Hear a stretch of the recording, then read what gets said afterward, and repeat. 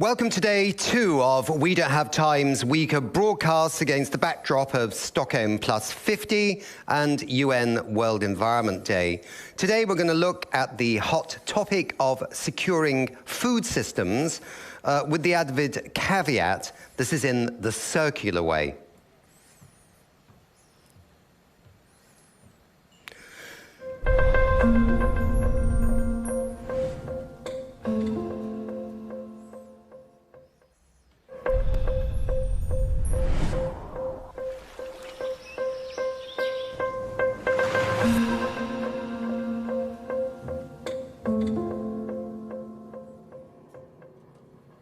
Let me introduce my co-host. Which is Per Larshans from the Nordic environmental company Ragn-Sells, where he's the head of sustainability and has a passion for innovation and circularity. Per, can you briefly explain what today's morning show is all about and why it's important? Yes, Nick.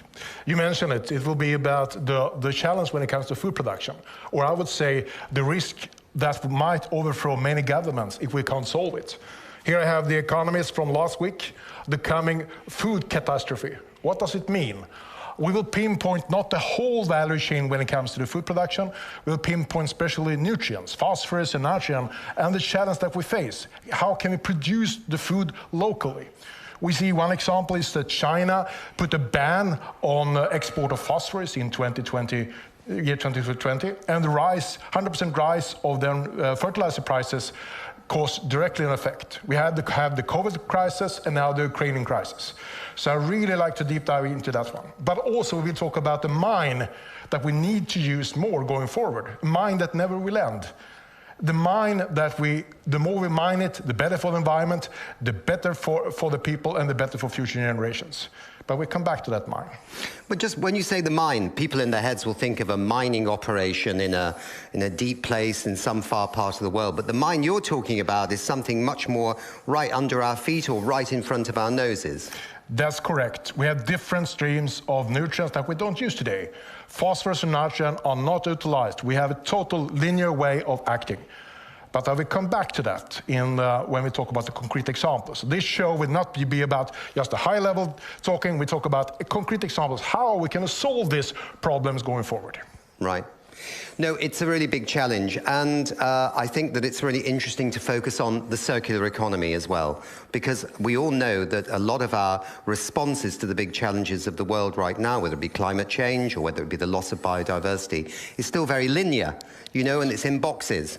But the circular economy is about, in a sense, mimicking nature, isn't it? Nothing is waste. You bring everything back into the economy. This is the way we need to go forward, and we're going to pinpoint the circular economy here. Yeah, I'm so happy that we really address also the planetary boundaries. And we know that circular material flows will not just solve the reduction of our CO2 emissions in the world, but also make sure that we might not overshoot any of the planetary boundaries going forward. And that will also be part of today's show. Yeah. Okay, Per, I think we're going to start the guests now on the show.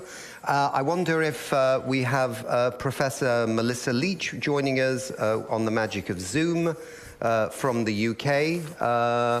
Do we have Melissa with us? Yes, we do. Okay, fantastic. So let me introduce Professor Melissa Leach. She's a member of the International Panel of Experts on Sustainable Food Systems, or IPES-Food. She's director of the Institute of Development Studies at the University of Sussex in the UK. She's an accomplished author. She's done a lot of work in Africa and so much more. Melissa, you have a keynote. You have the floor. Thank you so much, Nick, and this could not be a more important conversation. But I'd like to start in giving this kind of big picture intro to what looks like a really exciting program by dispelling one myth, and that is that there is currently a global shortage of food. There's not.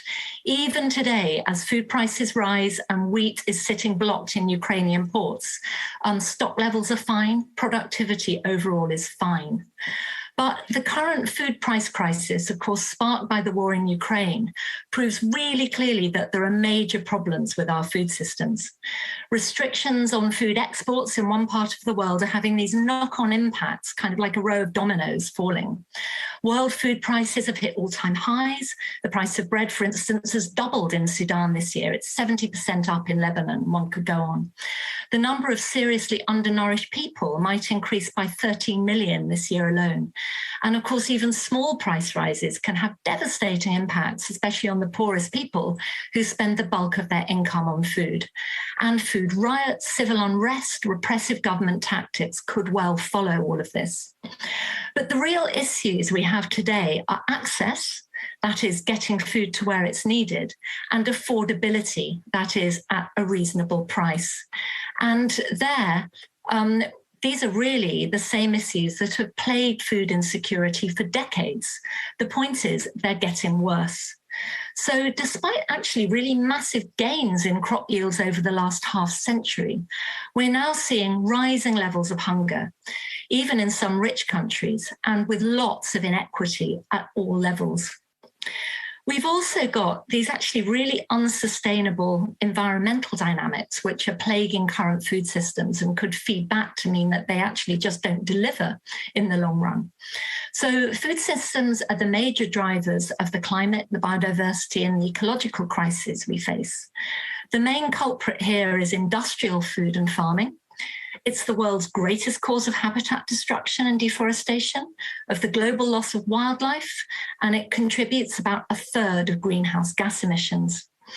And industrial food production degrades soils and ecosystems, which in turn necessitates more synthetic fertilizers and toxic pesticides to kind of keep up with demand. So it's not surprising that we're seeing synthetic fertilizer use globally having more than quadrupled since 1960. And of course, most of those are derived from fossil fuels, but with really big costs. So nearly 80% of, for instance, of the nitrogen that's used in synthetic fertilizer actually ends up being lost into the environment, where it pollutes our water, our air, our soils, and it harms biodiversity. And then reliance on fertilizers also makes food systems vulnerable. So the big fertilizer price rises that we're seeing at the moment are likely to kick in next year with really big impacts on food production. Vulnerability. So our food system is highly vulnerable to shocks like war, the financial and energy crises related to them, as well as to climate change, disease, and their interactions. And it's because of these interactions that we're seeing at the moment key agricultural regions facing the worst droughts for decades, including Western South Asia, North Africa, Horn of Africa, parts of Brazil and Argentina, those big grain baskets, as well as North America. And what people are calling these 3 Cs of climate change, of conflict, and COVID-19 impacts are ending up locking in some of these really persistently high levels of poverty and hunger. And if this isn't bad enough, on top of this, and perhaps the key point, is that our current industrialized food systems are also incredibly concentrated and incredibly wasteful. So around 1 in every 4 calories globally either gets lost or is wasted, and that's enough to feed all of the world's hungry 4 times over. Meanwhile, 36% of the calories that we grow are used for animal feed, and 9% for biofuels. That leaves a bit for human calories, and yet about 60% of people's calorific needs we've come to rely on only 3 crops: maize and wheat and rice. Moreover, most countries rely really heavily on importing these from just a very small handful of countries shipped around the world by just a few trading firms, in fact, about 4.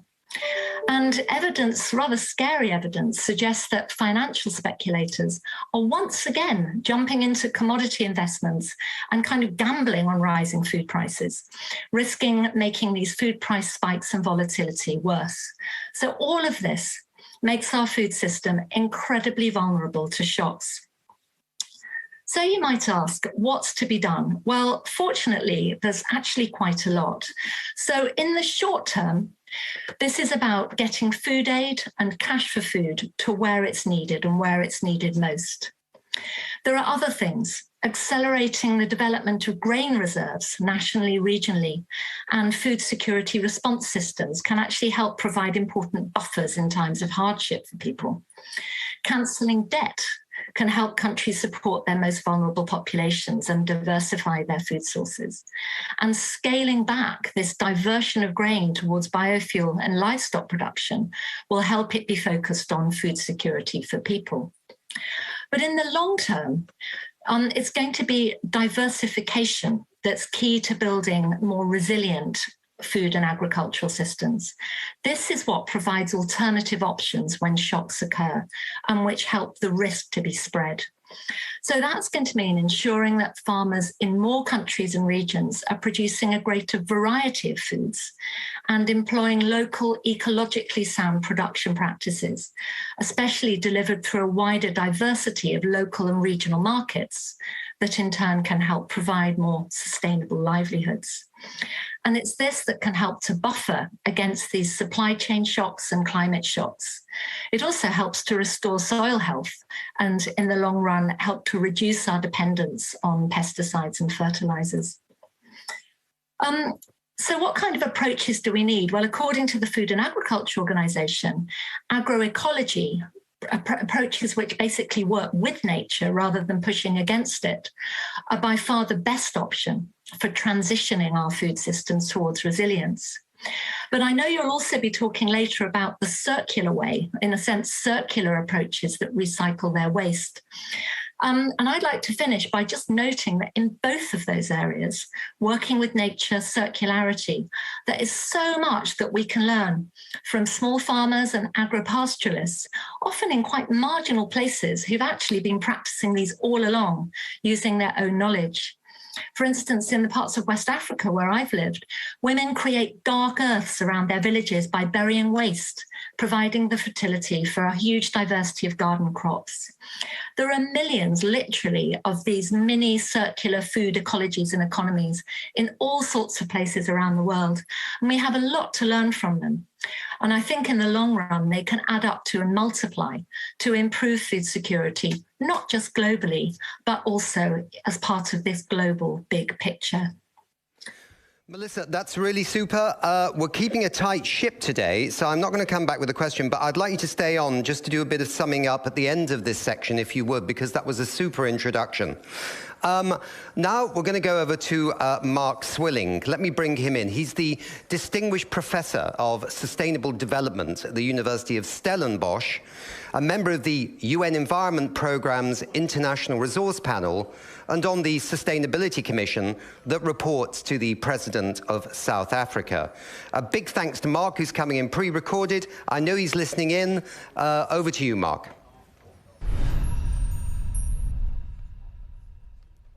So let me introduce Mark Swilling, Distinguished Professor and Co-Director of the Centre for Sustainability Transitions at the University of Stellenbosch, and a Commissioner for the National Planning Commission, which is appointed by and reports to the President of the Republic of South Africa. It's impossible to do justice to Mark's CV, an exceptional career. He's a member of the UNEP International Resource Panel and an international expert in sustainable development with over 30 years' experience in societal transitions. Mark, it's really great to have you on the show. Mark, perhaps you can give your perspective on food security from the resource flow issue, global or local, and whether our current method of food and the way we produce it are starting to hit planetary boundaries. Well, we need to understand food and biomass in general as part of a much wider package of materials, which includes fossil fuels, metals, construction minerals, and so on. And by the year 2017, we were consuming over 90 billion tons of these resources. We actually extracted double of that, but we use half of what we extract. The rest becomes our environmental crisis. And that is a very significant increase over the last 30 years. Between 1970 and 2000, the increase was just over 2% per annum. From the year 2000 to 2017, the increased demand for resources has gone up to 3% per annum.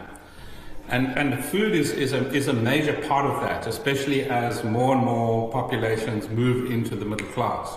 It's also reflected in the growth in demand for construction materials. But what's really interesting, what's being revealed in recent work, is a large proportion of these, a large proportion of these resources are traded globally. And the prices that the Global South, in particular African countries, receive for these resources is actually very low. So built into the trade in the global flow of resources is an effective subsidy of consumption in the global north. And this is a new issue which is being discussed within the International Resource Panel, for example, and obviously is relevant for food, where Africa exports kind of raw agricultural product, but imports quite a lot of processed foods. Right. I mean, as you say, it seems we're not just facing food shortages unless we change our ways, but also shortages of the very inputs or nutrients that make growing healthy food possible in the first place. You mentioned phosphorus, for example, and nitrogen. I mean, a lot of this discussion we're having today in Stockholm is about, can we, in a sense, harvest these materials which are already within our economies, which have been imported into our economies from fertilizer production far away, or from mining of things like, phosphorus and potash from other places. Do you see it's a concept of circularity here, that we could bring some of these inputs back if we were smarter about harvesting them from, say, wastewater streams or other places? I definitely think that's true in developed economies where there is high levels of resource consumption and large amounts of waste streams, especially into sewage plants. But when it comes to what is happening in African countries, where we have a very, very serious challenge with regard to food security, anything between 20 and 50% of the population are kind of food scarce. We can't really rely on that level of circularity. We have to make sure that the way in which we manage our farming, especially bringing in agroecological farming methods, where we're using combination farming, we're using more composting. In other words, a lot less is extractive of those natural resources that are required to kind of sustain and grow our food, our output, if we want to address the food crisis. But there's another dimension of this, which is not just focusing on the production of food, but the way the food system works. So in the African context, there's a huge amount of exports of primary agricultural products and imports of processed food. And this is what circularity means there is building a level of food security that is dependent on Africans being able to consume more of what is produced and depending less on the revenues generated from exports. And that kind of circularity is also going to change the ballgame. So I think that's very interesting. And I think when it comes to the production side, you're talking much more about being careful with the biodiversity, being careful with how intensified that land is being subject to, and to tread more lightly on the very natural systems that are actually at the heart of the production in the first place. And perhaps one day down the road, as Africa develops over the coming decades, that maybe there are some opportunities for what might be being tested in Europe with recycling nutrients within the economy, perhaps for the African continent, but maybe not today. Yeah, I mean, if you look at the numbers, what we're seeing is rising levels of soil degradation, but increasing occupation of virgin land. So because there, in a sense, there is space to move into virgin land, virgin soils on the African continent, instead of, there's a limit to that. At a certain point, those virgin soils become unavailable because we're basically occupied, and what's left behind is degraded soils. So that is going to force much greater attention on how to more sustainably and more productively utilize soils and the nutrient flows. Unfortunately, what is dominant on the African continent is a GMO narrative, a fertilizer narrative, promoted by some big philanthropies, some big multilateral agencies, and that is not really doing the trick. So, for example, in northern Malawi, about a decade ago, there was suddenly massive health problems and nutrient deficiencies, and the government responded by opening nutrition clinics. Well, the last one closed a few months ago because the farmers said, no, we have to convert our farming methods to replenish the soils, and that's what's going to solve the nutrition problem. And that's what happened. So there's a movement of agroecological farmers in northern Malawi who are saying we actually can replenish the soils. And that's the kind of movement that I think one is starting to see more and more in different parts of the continent. Great. Well, look, Mark, thank you for finding the time to be with us in your unbelievably busy schedule. Really, thanks very much indeed. Thank you. Let me bring back my co-host, Per Larshans. In the next show, or part of the show, Per, we're going to be looking a little bit harder at this circularity and sustainability in food systems through the lens of nutrients, yeah? Substances like nitrogen and phosphorus that are crucial in agriculture. But you have some good insight into the wonderful country of Sri Lanka, currently experiencing rather sharp food shortages. Is this perhaps a glimpse into a worrisome future if we fail to adopt sustainable food systems, plus supporting them with sustainable or circular flows of nutrients? Is this something that preoccupies you? Yeah, coming back to both what Melissa said and also what Professor Swilling said, I do believe there is a big difference when we talk about different countries, what is possible. And I had the opportunity to meet with the Minister of Environment from Sri Lanka at the COP26. Their message was, we have decided to go organic. To be honest, that was not the real reason afterwards. We understood that they didn't have the finances, they didn't have the economy to import, in this case, fertilizers. So they switched directly over to not using fertilizers. And that is a dramatic shift. You can't do that because it will create huge challenges to produce enough food. And of course, what we see now is the government has been overthrown 2 times due to the problem that people can't have enough food. Coming back again to what Melissa said, I do believe it is extremely important that we create, especially the small farmers in Africa. I've been working by myself in Mozambique with a project when you're planting trees and combine trees with agroforestry. And that you could see the small farmers how they really were able to support themselves and maybe to produce enough food. And, but my message to the Sri Lankan minister was that when you are building your first wastewater treatment plant, it should not be a wastewater plant, it should be a resource plant. You should not implement a technique that destroys the nitrogen. It would harvest the nitrogen. And the funny thing is, if you do it in the right way, the cost will be reduced for the municipality. So I think there's a good way out of it. But the main thing is, you need to make sure when you convert your economy, when you convert your farms, you need to make sure also that you do it in a very, you need to be careful. You can't do these dramatic changes because our food system are so, you need to make sure that you're really fragile about what you're doing. Yeah. Okay, Per, good point. Melissa, let me bring you back for a second. I mean, this issue of food and food security is so incredibly complex, right? Because of links between biodiversity, below ground biodiversity even, you know, the beetles and the bugs and the wiggly worms. Then you've got these other meta issues like, you know, nutrients, the flow of nutrients. You've got political issues, financial issues.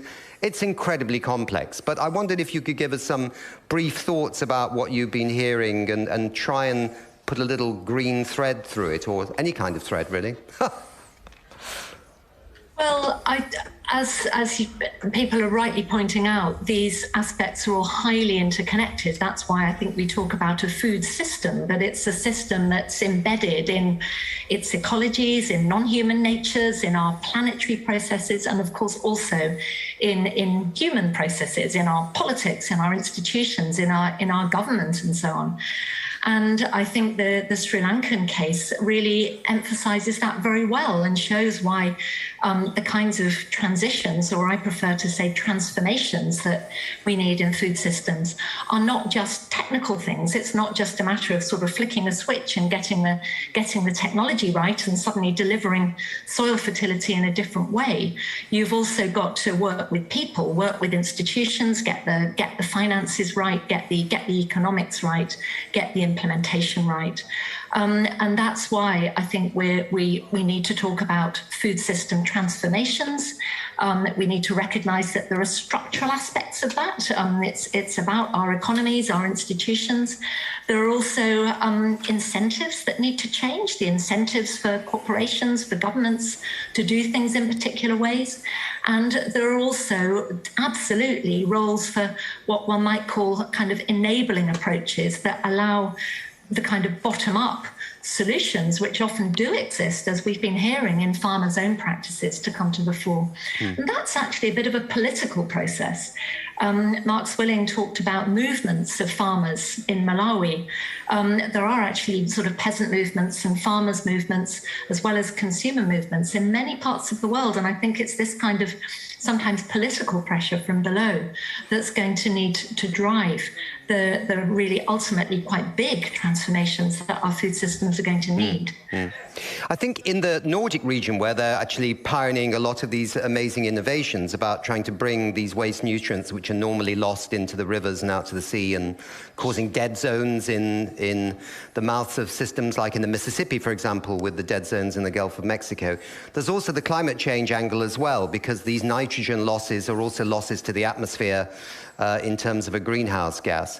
And so there's so many interesting perspectives and lenses you can look through to deal with how do you make food systems also climate-proof, climate-friendly as well. So very, very complex. And I think it was interesting that Mark said, right now it's other issues, but there will come a point in Africa's development where they will have more and more water treatment works. And as Per, my co-host, was saying here, let's turn those into resource plants rather than waste water treatment systems. So do you share that as one part of a much bigger story, right? Very much so. And I think this whole idea of circularity and reusing what we might otherwise define as waste is incredibly important. And it operates at a lot of different scales, from the micro scale of a backyard, of a kitchen garden, whether it's in an African village or around the corner in the allotments that many people, like in my own hometown here in the UK, might be using, through to national or even atmospheric, planetary scale circularity. More collaborative economies, food ecologies, more circular food economies and ecologies, I think absolutely is the way that we need to go. Yeah, that's very interesting. Melissa, I think we've all been absolutely delighted to hear your remarks today. It was been really interesting. I'm sure Per here agrees, and our audience here in the studio, but also digitally on TV. Yesterday we had 4 or 5 million people watching the show. I think we'll probably have at least that today again. We thank you for your time. We thank you for your work, and we'll move on to the next part of the show. Thank you. Bye. All right. Let me now introduce Rasmus Einarsson. I'm sure I've completely garbled that, but he knows who he is. From the Politécnica University of Madrid. He's a Swedish expert on agriculture and the nitrogen cycle, and will speak on its importance, and perhaps the importance of phosphorus too in food production. Rasmus, I hope you're with us on the show here. You have the floor. Yes, you are. Hi. Thank you very much for having me. Can you all hear me fine? Lovely. Yes, we can hear you perfectly. Excellent. Thank you. Thank you so much for having me on. So, as you mentioned, I work at the Politécnica University, UPM in Madrid in Spain, and I work at a center working broadly with agricultural and food system risks in a broad sense, so including risks to crops, but also risks to the environment. And so I will talk today a little bit on the sort of in a biophysical sense about nitrogen and phosphorus in the food system. I won't go into all the political details of how things can be done, Later on, we'll be joined by Mark Sutton later today, and I'm sure he will mention some of the, for example, the UN connected processes that are now ongoing. But I will talk about the biophysics. Just briefly, I made a picture here that I hope you will be able to see. So when we talk about nitrogen and phosphorus in the food system, the main flows that we have to look at are in agriculture. So in agriculture, we grow various crops and grasses. It's a mix of things that then we are using directly to make food from vegetable products, also biofuels and textiles and so on and so forth. But also a large part of what we grow in agriculture is used as livestock feed. And then livestock produces wonderful products such as milk and meat and eggs, but they also produce a lot of manure, which is then circulated in this system. And so this manure goes back to the crops, and well, in best case at least. And also we are adding fertilizers into the system. There's also something called biological nitrogen fixation when we're talking about nitrogen. So there's a circulation of crop nutrients in the system, but there's also constantly a new addition of nutrients. And that is needed, of course, because we're constantly removing removing nutrients from agriculture in the form of crop and livestock products. The unfortunate part here, though, is that we also have many environmental emissions of nitrogen and phosphorus. So going into groundwater and surface waters, going into the atmosphere in different forms. And so this is one of the reasons why we are concerned about this, that we are putting a lot of nutrients in that are going to the wrong place. And briefly, without going into all the science of this, we can just say that emissions of nitrogen and phosphorus into the environment cause a large range of environmental and health problems. And there's this nice acronym, WAGES, that you can use to remember it.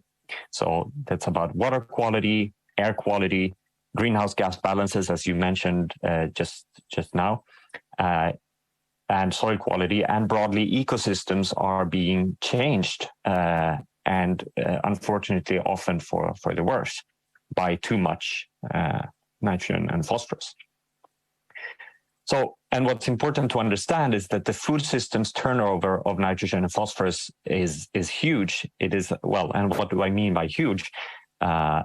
We're talking about huge flows in the sense that they are now equally large as the natural flows, or even larger. So that means that humanity and our food systems are now on par with all the geological processes combined. And so this is causing a lot of change. And what I think is also important to remember is that this has changed very fast. I'm showing a picture here that compares the global nitrogen flows in the agricultural system between 1961 and 2009, based on the research of some of my colleagues. And what you can see from this picture is that many of these flows have increased a lot. And that's, of course, nice, because now we can produce food to many, many more inhabitants of the world. We're about 8 billion people today on the planet. But also with the side effect of very large emissions into the environment. And so then the questions are, what can we do? And I think we have already mentioned several times today, we can be more efficient in many ways. We can also be more circular. So one of the things here that is shown in this picture are the wastewater losses, which are today not much recirculated into agriculture. But there are actually many points in the agro-food systems where resources are unnecessarily lost. And we can be much more efficient with all the processes, with crop production, with livestock production now, and how we handle manure. We can reduce food losses and food waste in many places and recirculate those as resources, or better yet, eat the things that sometimes become food waste. So, and here I'm showing the example of Europe, because Europe is a place where we know quite well what losses there are. So we've been able to make a rather detailed picture of the flows here. So this is one of the strategies that we can use to improve on the situation. But I want to mention also two other strategies today. And one is I'm continuing with the example of Europe, partly because it's what I know best, and also because it's a highly eutrophied environment in parts of Europe. So with too much nitrogen and phosphorus. And so this picture is, I'm showing it from the research of some colleagues in the Netherlands. And this one shows the nitrogen emissions to surface waters in the European Union in absolute terms on the left-hand side, and compared to some measure of what the environment can take in relative to the limits of our environment. And so I'm showing this picture not for you to remember exactly where all the different things are, but to show you that it varies a lot. Point 3, I would say, is we can change what we eat. And so this picture shows that a lot of, about half of or a bit more than half of the nitrogen, and so the protein that we consume in Europe, is animal protein. But actually much more than half of the pollution comes from livestock production, because, well, it's more efficient to eat plants than to eat livestock products which are produced from plants. So a gradual shift towards more vegetal foods is one possible partial solution to some of these problems. And I would even say that possibly we cannot do it without some dietary change globally.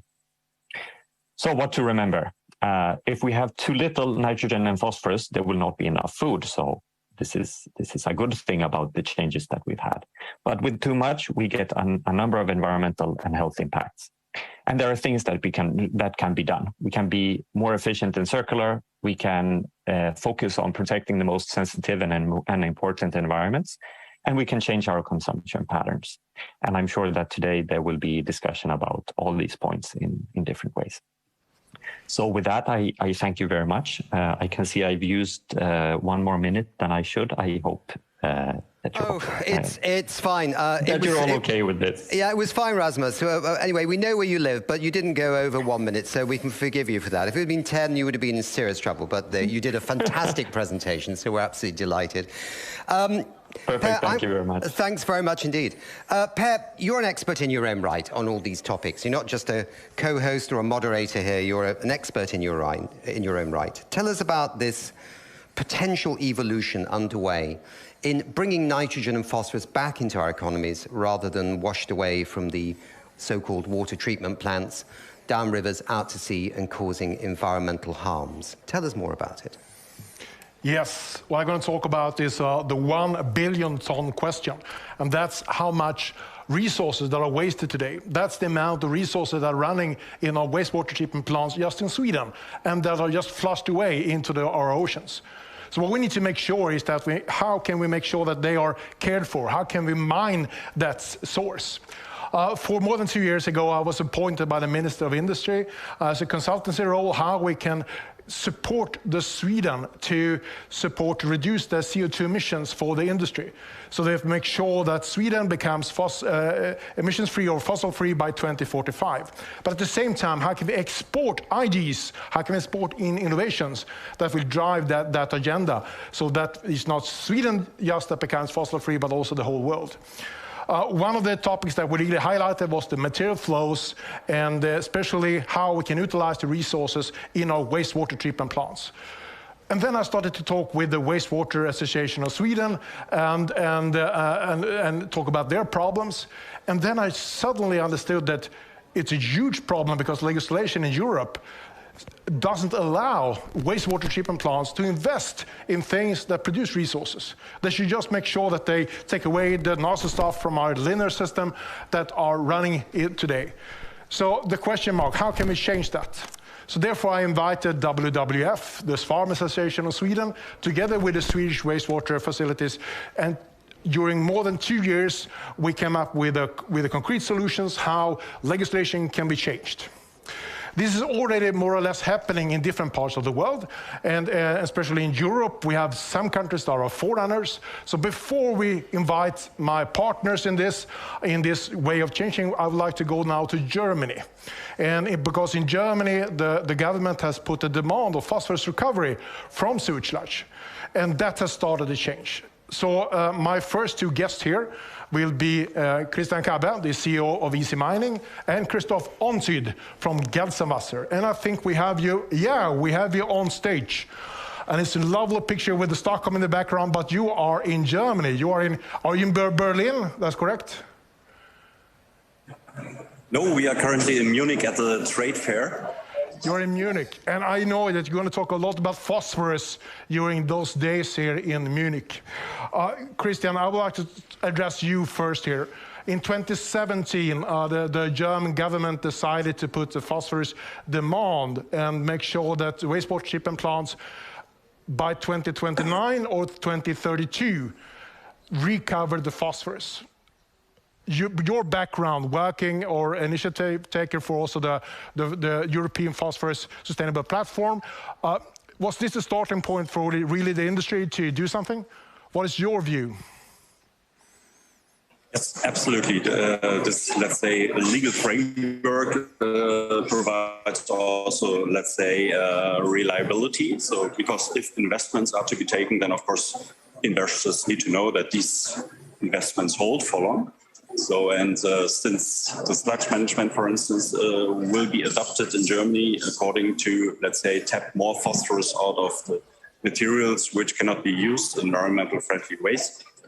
So here I refer to ashes, for instance, then of course you have to incinerate before, and then you can apply technologies to recover the nutrients or other metals as well from these type of materials.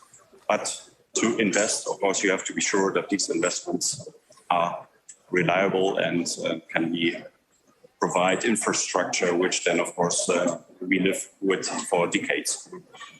So when we're changing the way that we are sourcing, we need to make sure also that we can have the infrastructure ready. And that is also why I think there's a long in-phase time before you can use it in Germany. They put 2029. My follow-up question, is 2029 too long away? Should they have been more progressive?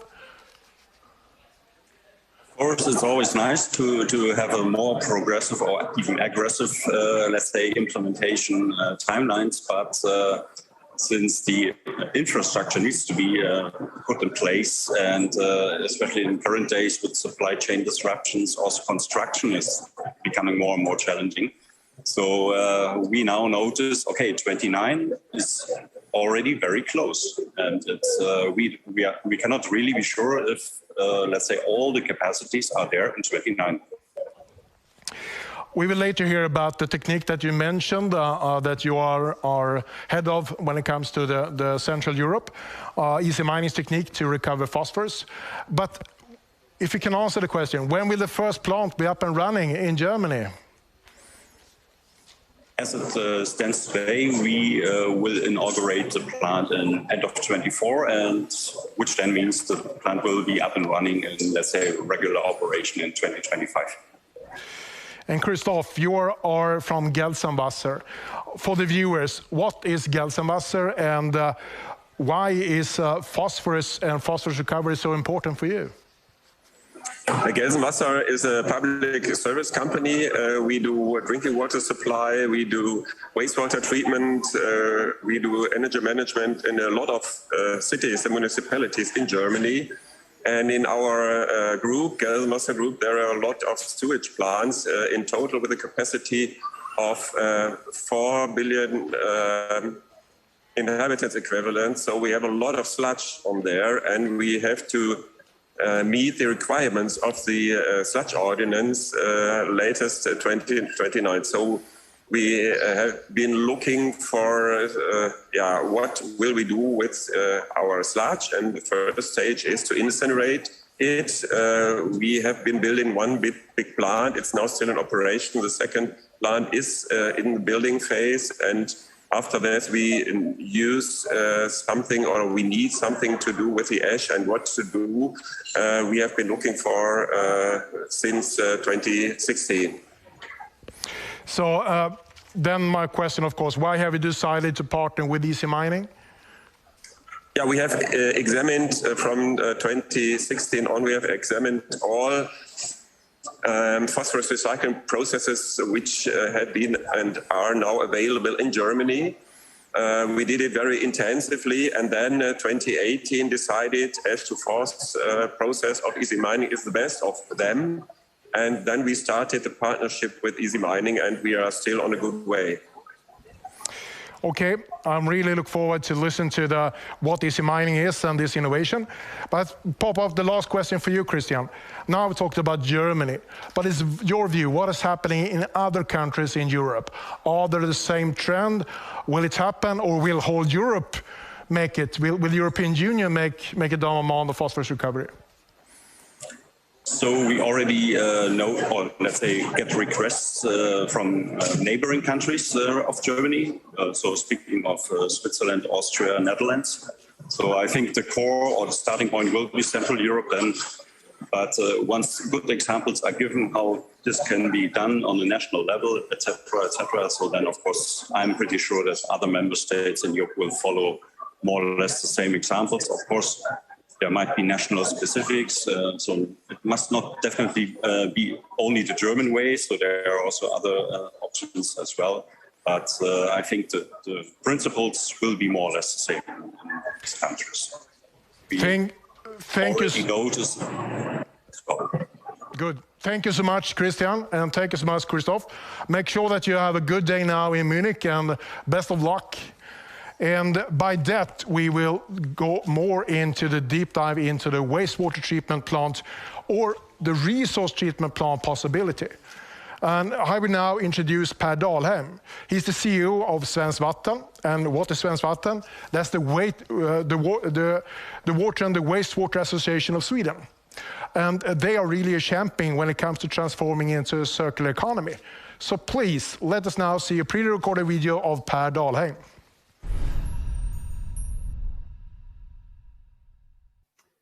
Thank you so much, and thank you for the opportunity to put some light on the possibilities in the circular economy. Svenskt Vatten represents 290 municipalities in Sweden when it comes to handle drinking water and wastewater treatment. The conditions, however, is about to change. We're in a big transition. Yet it's not only about traditional water services. Actually, few other mass flows are as large as in the water and wastewater sector. Sweden manages flows about 1 billion ton a year. However, I have some good news here for politicians and the sustainable society. The sector is in the move, and our ambitions are high. I can see 3 strong trends here. Today's sewage is tomorrow's resources. Today's treatment plants is to be converted to resource plants with production of phosphorus, nitrogen, biogas, and the reuse of different water qualities. So today's wastewater is tomorrow's resources for industry and agriculture. I would say this is an opportunity that has to be taken now. And I strongly believe that the water sector holds a number of benefits that goes beyond today's delivery. And the water sector manages resources that can be utilized in so many different ways than we're not using today. So we have a great potential here.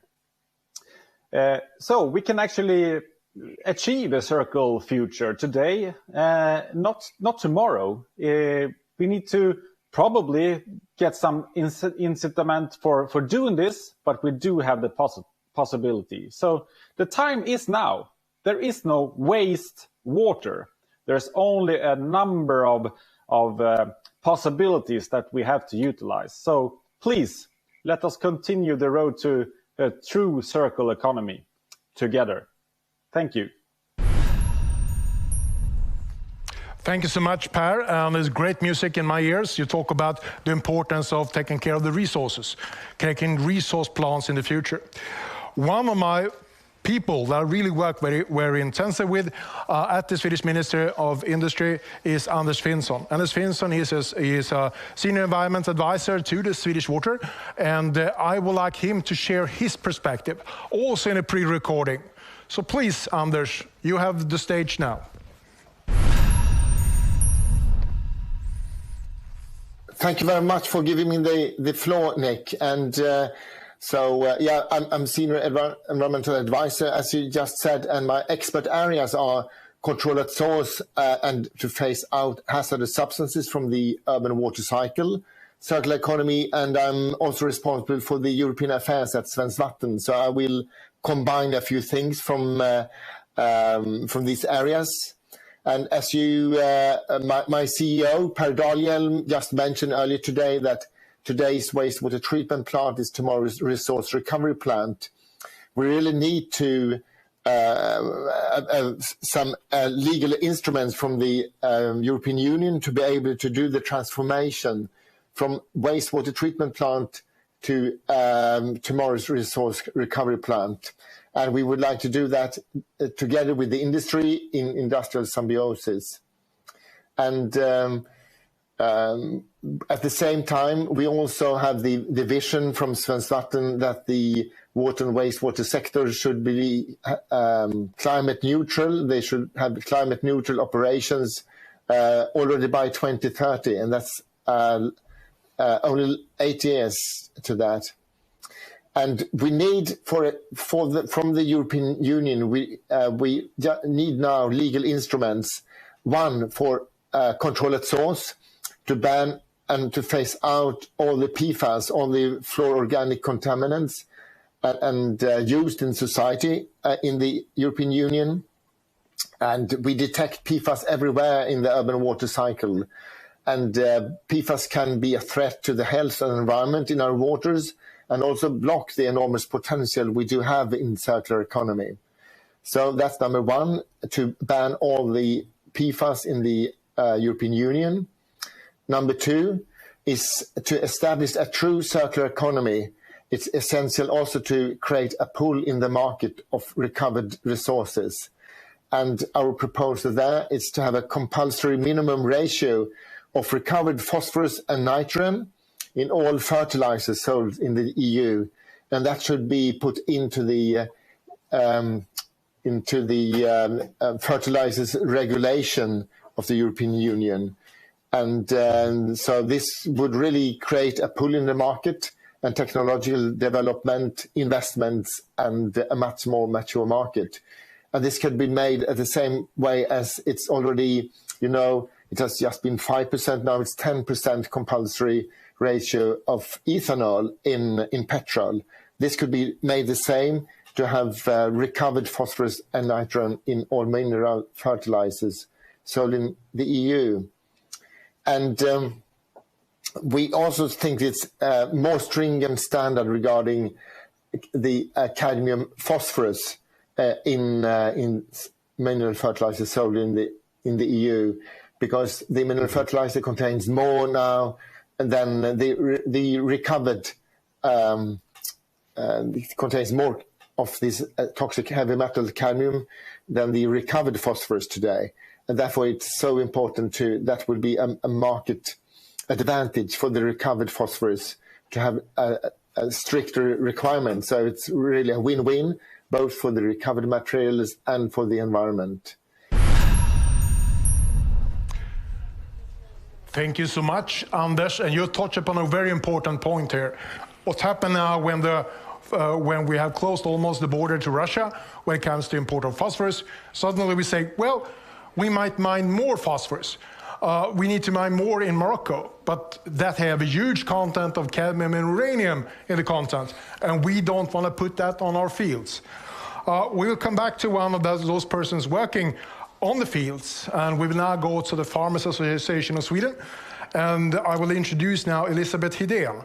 She's the 26-year president of the Federation of Young Swedish Farmers with a master's degree in business economy. And that's very important, I believe. If you want to make sure that you are do a good business, you're a good farmer, economy will be extremely important. So please, I would like to now introduce you, and please, if you can, Elisabeth, give me your farmer's perspective, and especially on today's topic. And we have talked about the global view, but I'd like to have your view. What is important for you as a farmer going forward, and especially in the context of the Swedish perspective? So please, Elisabeth. Thank you very much for this beautiful opportunity. The Green Revolution is said to have started some 70 years ago with pumps, powerful machines, and plant protections products that managed to triple the harvest per hectare across the entire world, saving 1 billion of people from starving. It also allowed billions of people to leave agriculture to cultivate and develop technology, business, cultural expressions, and almost everything that we see as a modern life today. Unfortunately, the early tools and methods of so-called Green Revolution had, in addition to their enormous increasing the productivity, some nasty side effects. The use of DDT in agriculture and elsewhere caused the silent spring that Rachel Carson wrote about in her clarion call for the global environmental movement and the process that leads to Stockholm meeting 50 years ago. DDT were forbidden in Sweden already in 1969 as the first country in the world. But also a liberal use of fertilizer has created significant problems in many of the world's watercourses, lakes and seas, problems that seems to exacerbated by climate change. In one of the best examples of how too much of a good thing can be really bad. The same molecules that nourish our plants, improving the ability to suck carbon dioxide out of the air and into our food we eat, the clothes we wear, the houses we're living in, and even the chairs and tables we sit on and eat at. The same molecules are causing booming blooms of poisonous algae that suffocate our seas and create dead zones in the sea. With this in mind, I'm grateful and proud of the huge work that Swedish politicals, authorities, researchers, and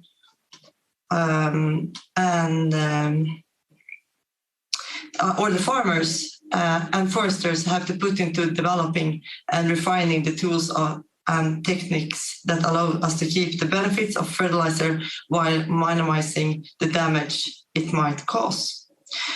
Precision, a key concept in this field, have become much harder with increasing the extreme weathers. So of course we have harder to do right now, but it's more important that we do right to be able to do this in the future.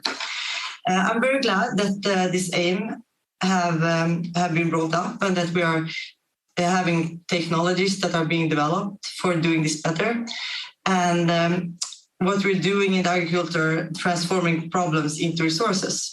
Instead of dumping up old gloop on our lands and on the future generations, there are now ways of closing the loop and also from poorly constructed, manage and maintain the waste as sewage system. I actually only see two challenges. It has to be done in a cost-effective way. As you said, you can't be a farmer, you can't be sustainable without being sustainable with the economy as well. And of course, we have a system with rules and laws and regulation that today are built on industrial thinking. So, for example, a dairy farm in Sweden with cereal production, you need to taking more than 450 laws. And it's very hard to manage, of course. So I think that the same situation seems to be hold true for the entrepreneurs that are trying to bend the trends towards a more circular bioeconomy. And to administrate that, I just have one thing to say: we don't have time. Thank you very much. Very good, Elisabeth. What you are now, you are in the annual meeting with all the farmers, so you were supposed to be on stage but couldn't be here. If I can just ask you one quick question, and I will be more specific about the phosphorus and the nitrogen perspective. What are your perspective? Is it possible that we can, or what are your needs when it comes to phosphorus and nitrogen out of you as a farmer? I mean, of course, we need it for being able to take as much from the.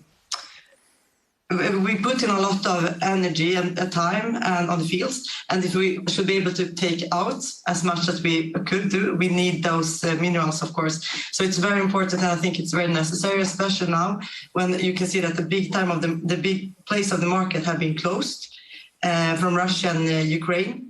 It's even more important that we produce more food in Sweden to more people. So I think that's very, very necessary. Good. You will stay on to the end of this first session, and you will be on our final panel. So by that, I would like to introduce another partner in the way how we have set up the concept of the resource treatment plant. And that's from WWF, World Wildlife Foundation. It's Mats Johansson, and he's a program manager for Baltic Stewardship Initiative, working with many partners to reduce the damage from agriculture and waste flows into the Nordic European Sea or the Baltic. So please, now we're going to listen to Mats and his view.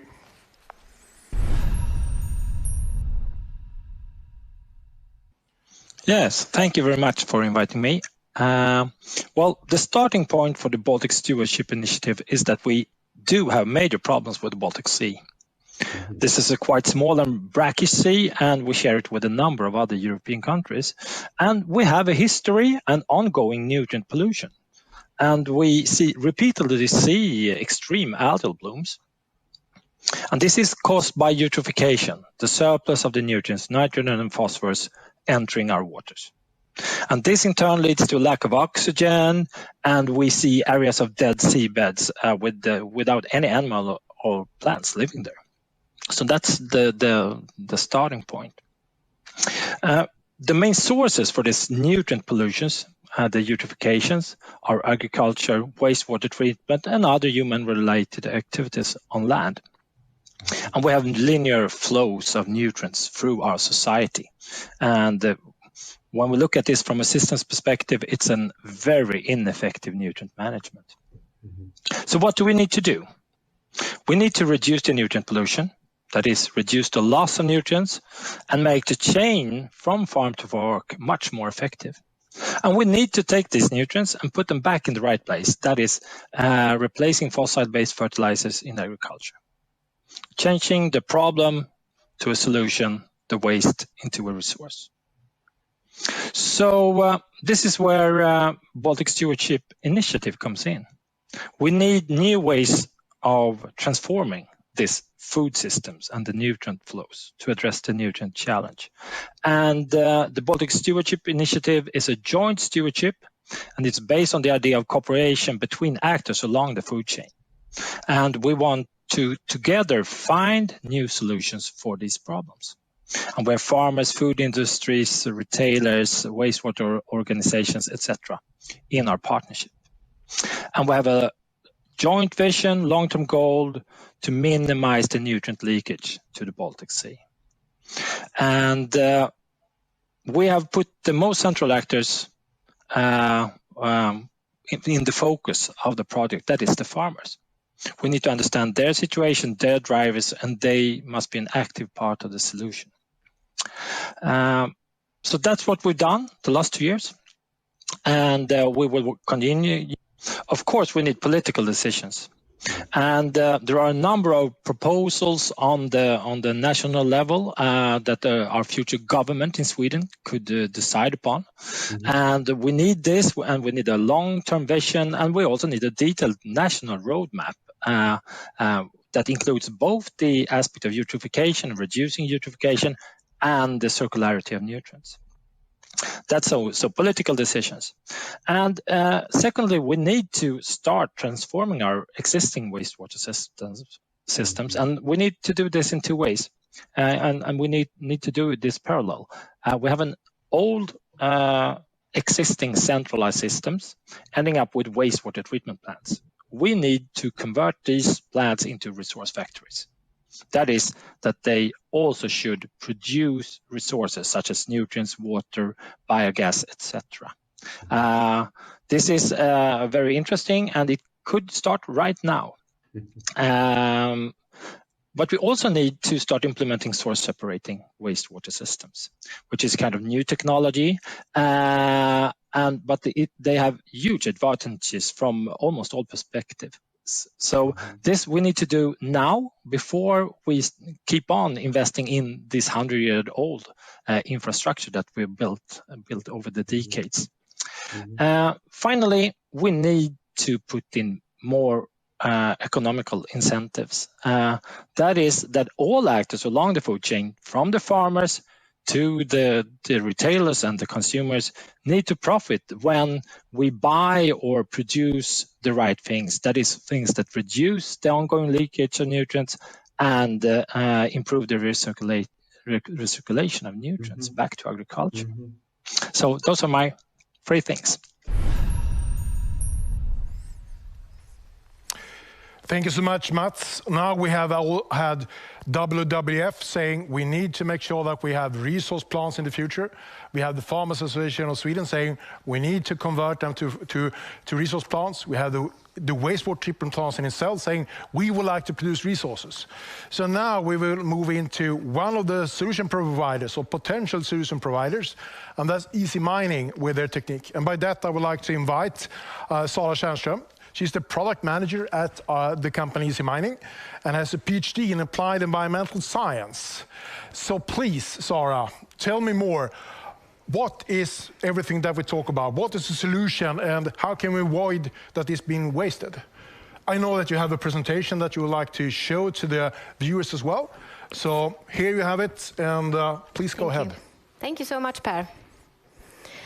So, circular economy for real. Closing the phosphorus cycle. If we are being serious about building a sustainable society, we need to reuse the materials we already have over and over again. And here phosphorus is a perfect example because phosphorus is listed by the EU as a critical raw material, and it's actually a real showstopper if not available for our food production. Phosphorus is a key macronutrient. Without it, global agriculture output would be cut into half and we would really suffer. Wastewater from household waste and industries contain massive amount of phosphorus. But today, this is a problem rather than an asset. Wastewater treatment plants put great effort into discharging sludge, even though this sludge is rich in phosphorus. With a different approach, this could be an opportunity instead of a problem. Phosphorus can be recovered from the sludge and brought into the loop, and we can have an endless supply. Today, the EU is largely, like 92%, dependent on import of phosphorus from mines. And these are mostly located outside Europe. Until recently, the main source in the Nordics has been Russia. About 80% of the world's reserves are actually located in one country, which is Morocco. Because of this limited resource, this scarce resource, the large ecological footprint from mining, geopolitical instability in the sourcing countries, long transport and health issues from cadmium contamination, which is mainly in the mine in Morocco, safe recycling of phosphorus should be a top priority.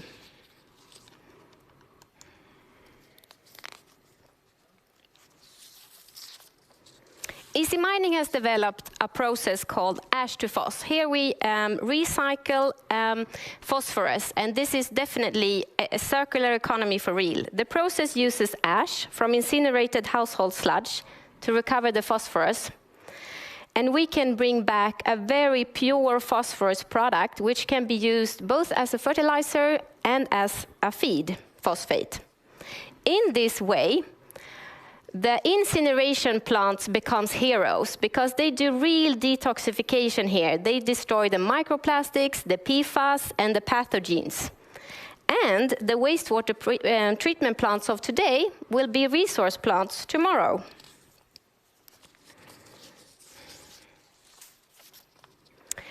Okay. So, chemical recycling and technologies to recover phosphorus enables domestic production of a cleaner and safer phosphorus. The ash-to-phos process does not only recover a clean product, the phosphor product, it also recovers aluminium, iron, and a sand that actually has the potential to replace cement in concrete. Finally, I would like to throw some numbers at you.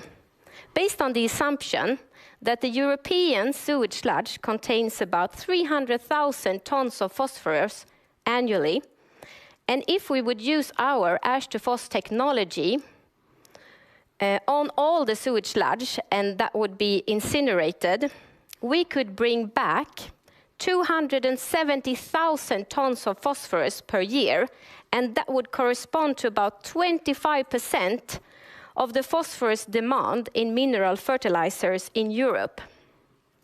So, making wastewater treatment plants, resource plants, is actually well within reach. We have plenty of phosphorus in our sewers, we just have to start using it. Thank you.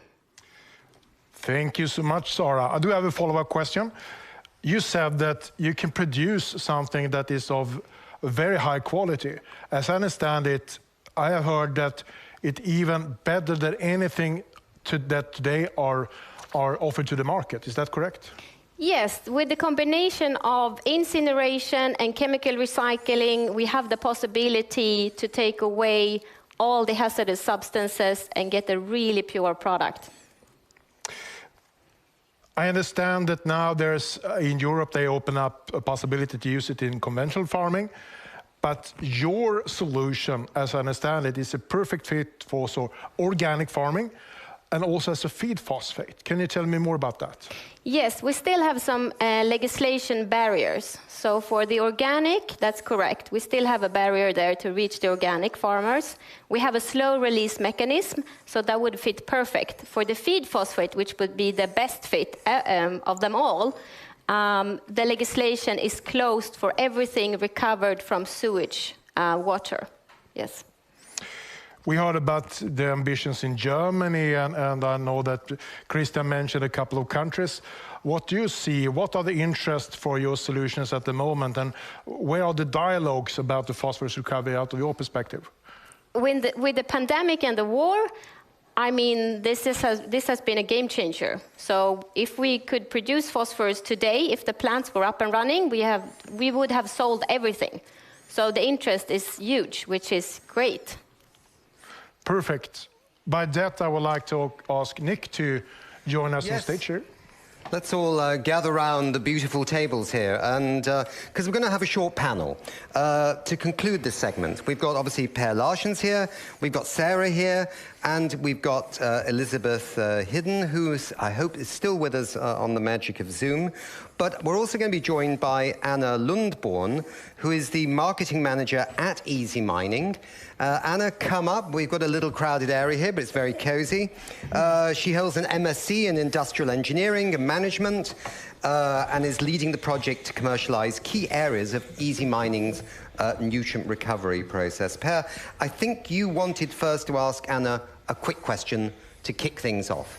Yeah, we talked about the resource treatment plant topic here today, and you have been part of the developing of the committee directive that had now been handed over to the Minister of Industry in Sweden. What is your perspective and what is your view of these 2 years of work at the ministry? Well, first of all, the very important thing here is that we can't do it ourselves. We have to do, one actor can't do it ourselves, so we have to be several actors working together over the whole value chain. And I think that is the very important thing in this group, that we've been actors from different parts of the value chain. That's how we're going to succeed, by cooperating. Good. We'll see what the minister does or what the politicians does. So if any politicians read this, there's handed over to the minister. And, you know, if you hand over to the ministry, it's also, everybody can read it. So That's good. That's what we want. Absolutely, yeah. Actually, yeah, it's a shame we don't have any ministers here on stage that we could really grill a little bit on this topic and get them really fired up and motivated. But I know, Per, that outside the halls of this conference room, you do quite a bit of that with our political friends. They're very important too. So we're all together. I'm going to maybe ask an overarching question to everybody, including Elisabeth, who's coming in on Zoom. We can see you, Elisabeth. That's really good. Yeah, okay, so where do we go from here with this phosphorus story? I mean, it gets back to the governments in the end. Is it time for the government here in Sweden, but also in the EU and across the EU, to maybe set targets for recycled phosphorus? This was something Mats from WWF was talking about, and I'm sure that everybody else is talking about it. Could this be one step forward? It happens with other materials. Could it happen with phosphorus and these kinds of nutrient processes? What do you think? Yes, I think we should have really ambitious targets to recover nutrients from different waste streams. This should definitely be part of legislation going forward. Mm-hmm. Is that occur with you? I mean, some people talk 5% of recycled material in the virgin stuff, maybe 10%, but then you've got some really big numbers for 20-odd%. I mean, the sky's the limit here right now. Yeah? I think it depends on what nutrients we're talking about and what materials we're talking about. So we have to set correct quotas for each or relevant quotas for the separate resources or the separate materials. Mm-hmm. But we need quotas, but we also need, as you say, Sarah, it needs to be required that we recycle it, and we have to have quotas to make sure that we use it. We need both things, both the requirement of recycling and both the requirement of using it. Mm-hmm.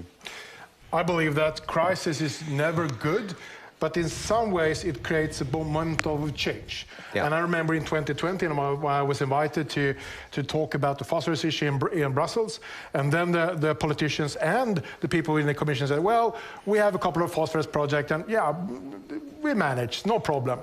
Now, I was there just here in April, and I said, we need phosphorus, how much can you give us? So the thing is, there's a dramatic change due to the crisis. And I think that this is really something on the top of the agenda now for the politicians. Yeah. And we see what's happening now in Sri Lanka, and it will happen in more countries going forward. Yeah. Elisabeth, you're still with us. I mean, the farmers are really important. What farmers say are important to governments. I would have thought at this moment in time, what farmers say is even more important to governments. In a sense, is there an interest among the farmers in Sweden to raise this issue of the recycling of these critical nutrients with the governments? Are you doing that? Can you do it more? Would that be a good thing? Would that have a positive outcome?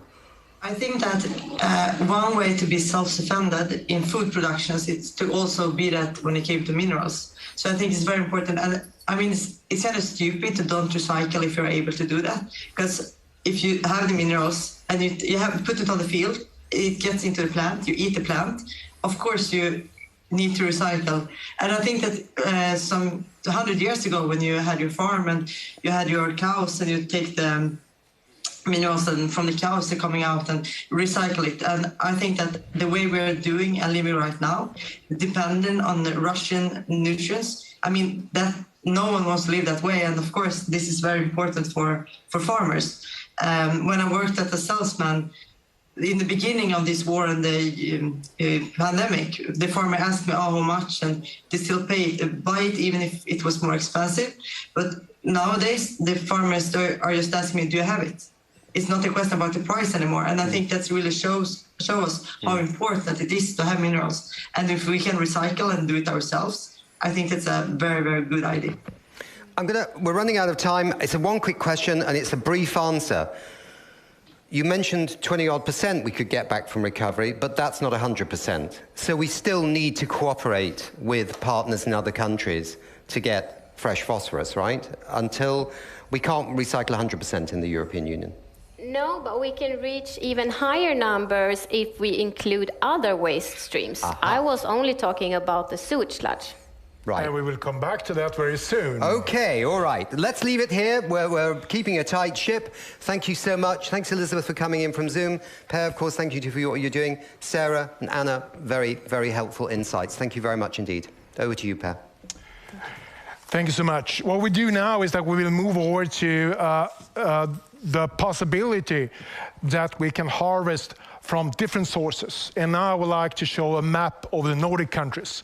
So what we're talking about here is the potential to use other flows where we will then extract phosphorus. We talk about the overflow of phosphorus in Denmark, but we also will come back to the Norwegian situation. So, but we kickstart now with inviting 3 distinguished great guests from Denmark. It will be Lotte Wang, she's the head of the green transition at the municipality of Hjørring in Denmark. We will also invite Alan Olsen, Grøn Gas, Danish biogas producers, and Søren Williamson.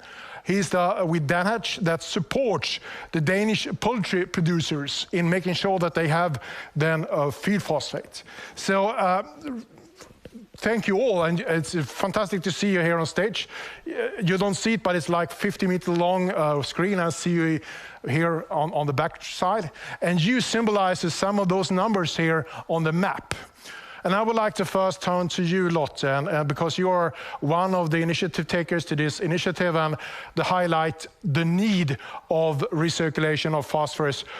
But where was the starting point? And I think we will switch over to another map about the potential. So please, Lotte, go ahead and do the first introduction.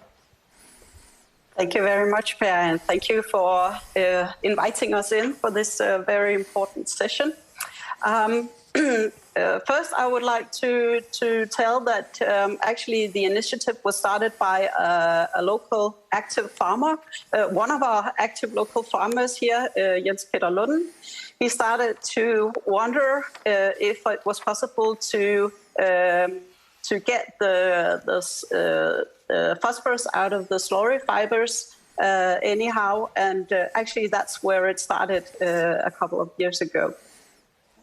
And now I would like to take you through the circles. I hope you see it in the picture.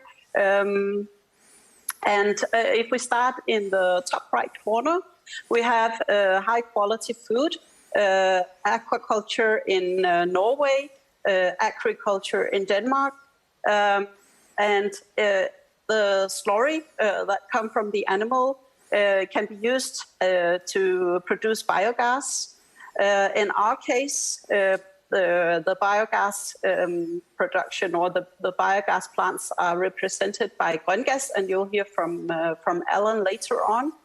But we are using the slurry in the biogas production, and after the biogas process, it's possible to separate the slurry fibers from the rest of the slurry. And if we bring that to an incineration plant, it can be mixed with poultry manure, because both slurry fibers and poultry manure are very rich on phosphorus.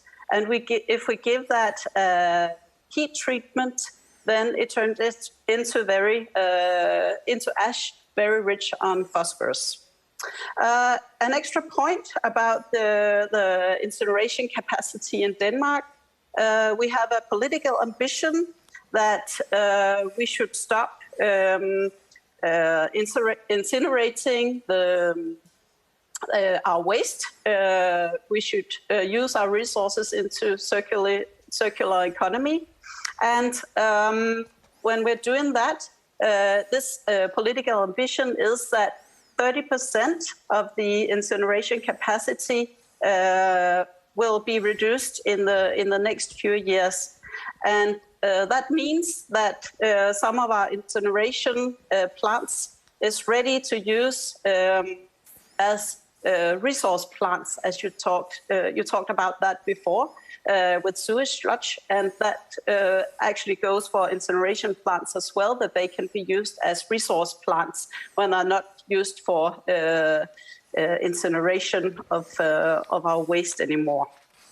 Okay, back to the ash rich on phosphorus. We sent the ash further on to Easymining.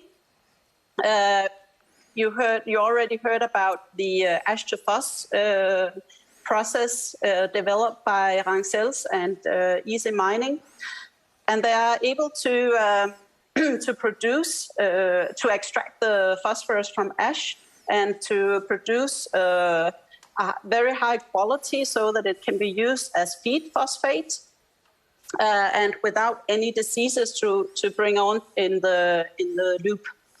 The extracted phosphorus can then be used for feed in the feed industry, and the feed can be brought on to feed the animals again. And then the loop is closed. We have the last part of the loop. We have that represented by Søren Willumsen from Danhatch poultry production, and you'll hear from Søren later on as well. Just summing up, we tested this loop last year, and our conclusions are that the infrastructure is ready, the stakeholders are ready. We have a surplus on phosphorus in Denmark and Norway. We only need the legislation to follow so that we can move on with this important project. Thank you, Per. Thank you so much, Lotte. You have a surplus when it comes to the amount of phosphorus that you have in your farmlands that you can't use, but still you import huge amount of phosphorus, and that you will like to end. We'll come back to that. Alan, as I understand it, your biogas plants will be able to increase the production if you have in place the right measures, if you can use the resources output. Is that correct? Alan, please tell me more about you and why you're also dedicated to do this. Yes, thank you, Per. So we run 2 biogas plants in the northern part of Jutland in Denmark, and we actually have plans to expand our production capacity on the biogas plants. So yes, we can indeed increase our production, and today there is a very large demand for nutrients for agricultural use and for farming. But in Denmark, we need to get a better balance between nitrogen and phosphorus in the fertilizers that we use for plants in the fields. And therefore, we need, through this project, to isolate and recirculate phosphorus so that we can use it in feed. In Denmark, in the Danish biogas industry, we have a very large handling capacity and processing capacity that can be used for production of energy from phosphor-rich feedstock. And after processing and recirculating this nutrient for feed use, we can actually close the value chain. So the short answer to your question is yes, we can expand our production capacity in Denmark and in Grøngas as well.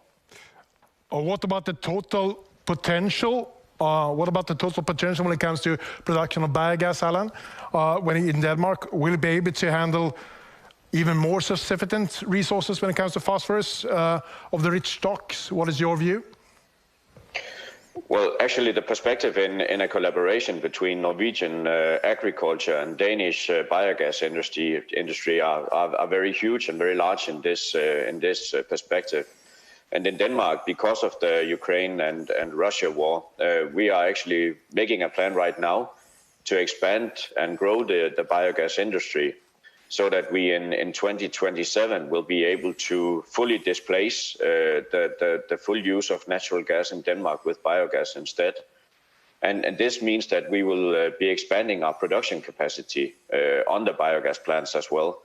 So in that case, then yes, we would most likely have more than enough capacity to handle this type of feedstock, and the collaboration between Nordic countries in a Nordic perspective. So I'm very sure that we have enough handling capacity in Denmark. Great, thank you so much, Alan. We'll turn over now to you, Søren. And the status today, what is your possibility to source phosphorus for your production today? We don't hear you, though.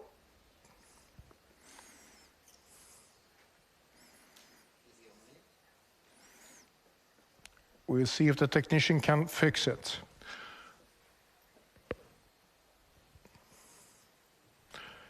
Well, I'm sorry. Yes, our possibilities for sourcing our compound. We are buying compound from the feedstock companies where we have a fully amount of these minerals and essential minerals and other acids for our animals. And it is possible now, but we can see that there is a huge price gain in the prices, and that's also because of, it's not only because in the grain, for the grain and the soya, but it's also for the phosphor and all the minerals in the compound. But it is possible to source it now, but it's getting more and more expensive because we have these limited amounts from the mines, as we have heard here in this session. Yes. And I heard a number that you talk about something like 3 months ahead of stock that you can see 3 months ahead. Is that correct? Yes, it's correct. It's normally farmers in Denmark, they make contracts on their compound for half or 1 year.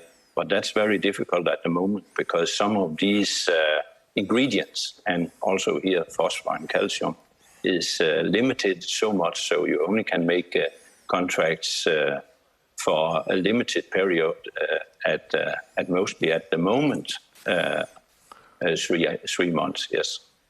What alternative do you see if you run out of stock? What alternative should it be for you to have the production going? Well, I don't think. I think with the war in Ukraine, and so there's a lot of obstacles at the moment. But I think we'll come through with this. But we are very pleased to be in this research going on here. How we can recycle our manure or waste from the animals, so we can recycle some of the phosphor who is back. And it seems that we can. The Easymining group have developed methods where it's possible to recycle maybe 90-95% of what is in there. So as we say as farmers, more for less, and recycling is a part of this. So we are very happy to participate in to develop this methods. I have a final question, and I will take that to all three of you. What do we need to do now to make it happen? What are your main message to the politicians? We start with Lotte. Yes, we need to gather the energy that's in this case right now to talk to the politicians and make clear that everything is ready except for the legislation. We have to work on the legislation to make this happen. Else we can't work into the political ambitions. So allowance to use the phosphorus. Alan?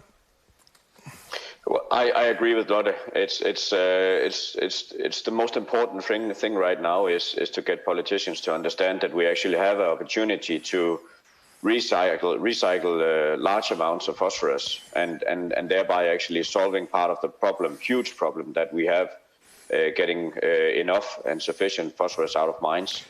And you would be able to produce more biogas as well? We will be able to produce more biogas as well, yes. Søren, you have the final word. Well, thank you. Well, I think Lot just hit the point that the barrier we have in front of us now, and I think maybe there will come more, but that is legislation. So we have to tear down that and then get the speed on in recycling this minerals here. Yes. Thank you so much. Now we will leave Denmark and we will move into Norway. So please let me introduce Ole Arto Varge. He's the product development manager at Ragn-Sells Havebruk in Norway. And Ole is part of a consortium that is bringing circularity to the fish farming industry in Norway, harvesting wastes to generate renewable energy and environmental friendly fertilizers for the agriculture. Ole, pleased to have you here, and you have the floor. Thank you, Per. Yes. Ragn-Sells Havebruk aims to become a key player in the development of technology and logistics for the recovery of resources from aquaculture in Norway. We are of the leader player and the support aquaculture industry to face the challenge of production growth. So I will find some video you can see.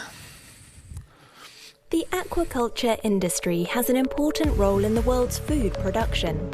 And in the years to come, we will be dependent on aquaculture to achieve the UN sustainability goals for food production to an ever-growing world population. Therefore, Norwegian authorities want a doubling of Norwegian fish farming by 2030 and a 5-fold increase by 2050. A prerequisite for such production growth is sustainable farming methods, and the industry's footprint below sea level is a decisive factor. Aral, a collaboration among suppliers, now offers a technological world's first that makes it possible to collect sludge from open cages before turning the sludge into important raw material for production of bioenergy and fertilizer. The new system offers a comprehensive solution for the collection of bio-waste in the fish cage, safe intermediate storage and efficient logistics right up to processing into a new product. Aral, which is behind the solution, is a collaboration between the companies Lift Up, AquaPro, Ragn-Sells and Amorfjell Process Technology.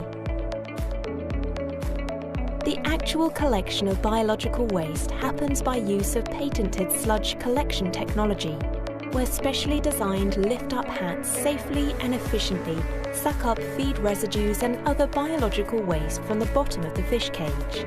Up on the feed raft, the collected sludge is mechanically filtered and dewatered, and then pumped into a specially designed floating storage tank.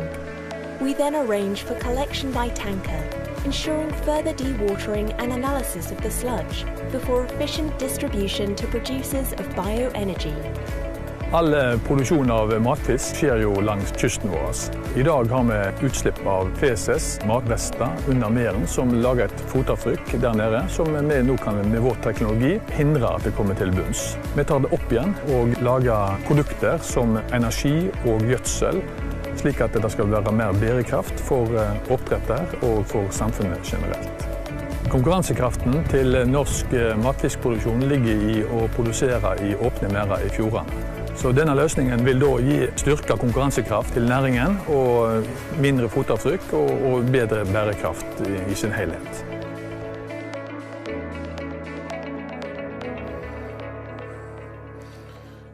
Yes, what can we do with this sludge? We can use it in the biogas. If we use the sludge from 1 million salmons, then we can make about 70 to 190 million cubics for methane. And then we have 0.7 to 2 terawatt hours for energy, like for example 300 people in like Bergen town of Norway. If we can see for this phosphorus, we lose 9,000 tons phosphorus in the sea in Norway. So and the industry use 14,000 tons, and the fish eat 5,000 tons. Then you can see if we can catch and use this 9,000 ton against one more time, then we can produce salmon for the next 2 years. I think we keep the picture. I think we keep the picture on here. I think this is interesting numbers. We talk about 45,000 tons in 2050 that will be wasted. Or, to be honest, as I understand it, when I read the circular economy ambitions in Norway, they highlight also the problems. And one of the problems are the phosphorus that are now over-nurging, causing eutrophication of the fjords. So what do you believe? Is this a solution that will enable the Norwegian government to increase the fish production? Yes, I think so. But we have, in aquaculture in Norway, we have trouble with the laces. So that's what's be find solution for, and the sludge we have the solution for. So this only to go away. So make sure that if you're a politician from Norway, you have the possibility, the solution is already here, that can make you also increase the fish production. At the same time, we need to convert these first into biogas, huge amount of energy, but then we have the phosphorus. And these numbers, these are the same amount of phosphorus that Sweden and Denmark jointly import each year. So you solely can support with this leftover, and then of course in the end can use it also for the fish production, will be fantastic. What is your view? Will this be something that can really support the transformation? Will we have the politicians to understand the potential? Yes, I hope so. I think so. Good. Final question. Your main message then to the politicians, what do you want them to do? We must have some new rules, and then we can make this to a recycle economy for good for the aquaculture and for the farmers in the north, I think. Thank you so much, Ole, and I wish you the best of luck going forward. I think what we do now, going to meet one of the ministers of the Nordic countries, and that's Rasmus. He's the Minister of Food and Agriculture and Fisheries at the government in Denmark. This is a recording from the COP26, when we also had the resource treatment plant session, and he will talk about phosphorus. So, Minister Prehn, you're on. Ladies and gentlemen, thank you for the opportunity to say a few words on why I believe that your session on phosphorus is an important and urgent matter. Phosphorus is an essential building block for life. Phosphorus is at the same time a scarce resource as an input for farming. But it is also a potential source of pollution. It is therefore absolutely crucial for the green transition that we manage to recycle valuable resources like phosphorus. We live in a world where 2 billion people do not have regular access to safe, nutritious and sufficient food. At the same time, we have to reduce the impact of our food systems on the climate, the environment and biodiversity. Sustainable use of phosphorus is one of the key challenges for the global food system. We need a wide range of actions to tackle the challenges that we face. And we need a wide range of stakeholders, public and private, to take action now. The challenges of the food system differ from country to country. In Denmark, we have a surplus of nutrients such as phosphorus, but it is not always available and often in a poor quality. I am very interested in exploring the opportunities of advanced technologies. Also when it comes to recycling phosphorus, it is with great interest that I have been following the initiatives taken by the municipality of Hjørring and other Nordic stakeholders. I believe their ambitions are great, and I am extremely grateful that you take the time and effort to explore these opportunities further. But there are challenges. Let me give an example. The use of waste material is heavily regulated within the EU. This is for a good reason. We must not compromise food safety and the health of animals and humans. But we also have the obligation to strive towards a more sustainable use of resources. Therefore, we must take the opportunities that new technologies provide. If it is possible to recirculate phosphorus in a sufficiently high quality, then we must ask ourselves if we can afford not to explore this opportunity further.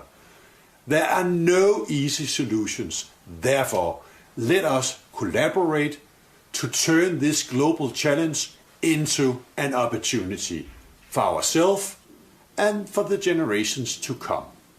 With these words, I wish you a very fruitful session on this very important matter. I look forward to hearing about your conclusions and the actions that you recommend. Thank you for your attention. So we've heard a lot about phosphorus, and if you're a member of the audience or a member of Parliament, I hope you understand a little bit more why it's important and why it's important for environment and food production. But we also need nitrogen to grow our food. But today, most comes from synthetic nitrogen fertilizer, as we heard earlier, that's made from fossil fuels. Worldwide, these fertilizers have increased by an astonishing and amazing 800% since the 1960s, not shortly just before the 1972 conference here in Stockholm, in fact. Worldwide, the use of synthetic fertilizers is set to increase by over 50% by 2030 or 2050, according to the United Nations. This has huge implications for addressing climate change, unless we can use these fertilizers more efficiently and reduce how much is wasted into our environment. And while returning these losses back into agriculture rather than into our seas, our oceans, our atmosphere, as well as promoting, of course, a diversity of agricultural systems. International efforts is where we're going right now, because international efforts are underway to tackle this challenge. And I'm very pleased to hopefully welcome, by the magic of Zoom, yes, he's here, Professor Mark Sutton. He's a scientist right in the center of these international efforts to bring sense to worldwide efforts to manage up the benefits and significantly manage down and out the serious impacts of nitrogen. Mark is a director of the International Nitrogen Management System and director of the UK Research Innovation Global Challenges Research Fund, South Asian Nitrogen Hub, wow, that's a hell of an introduction, and is based at the UK Centre for Ecology and Hydrology. Mark, it's really a pleasure to see you. You have the floor. Yeah, well, good morning, Nick, and good morning, everybody. So I want to tell you why we should really be caring about nitrogen.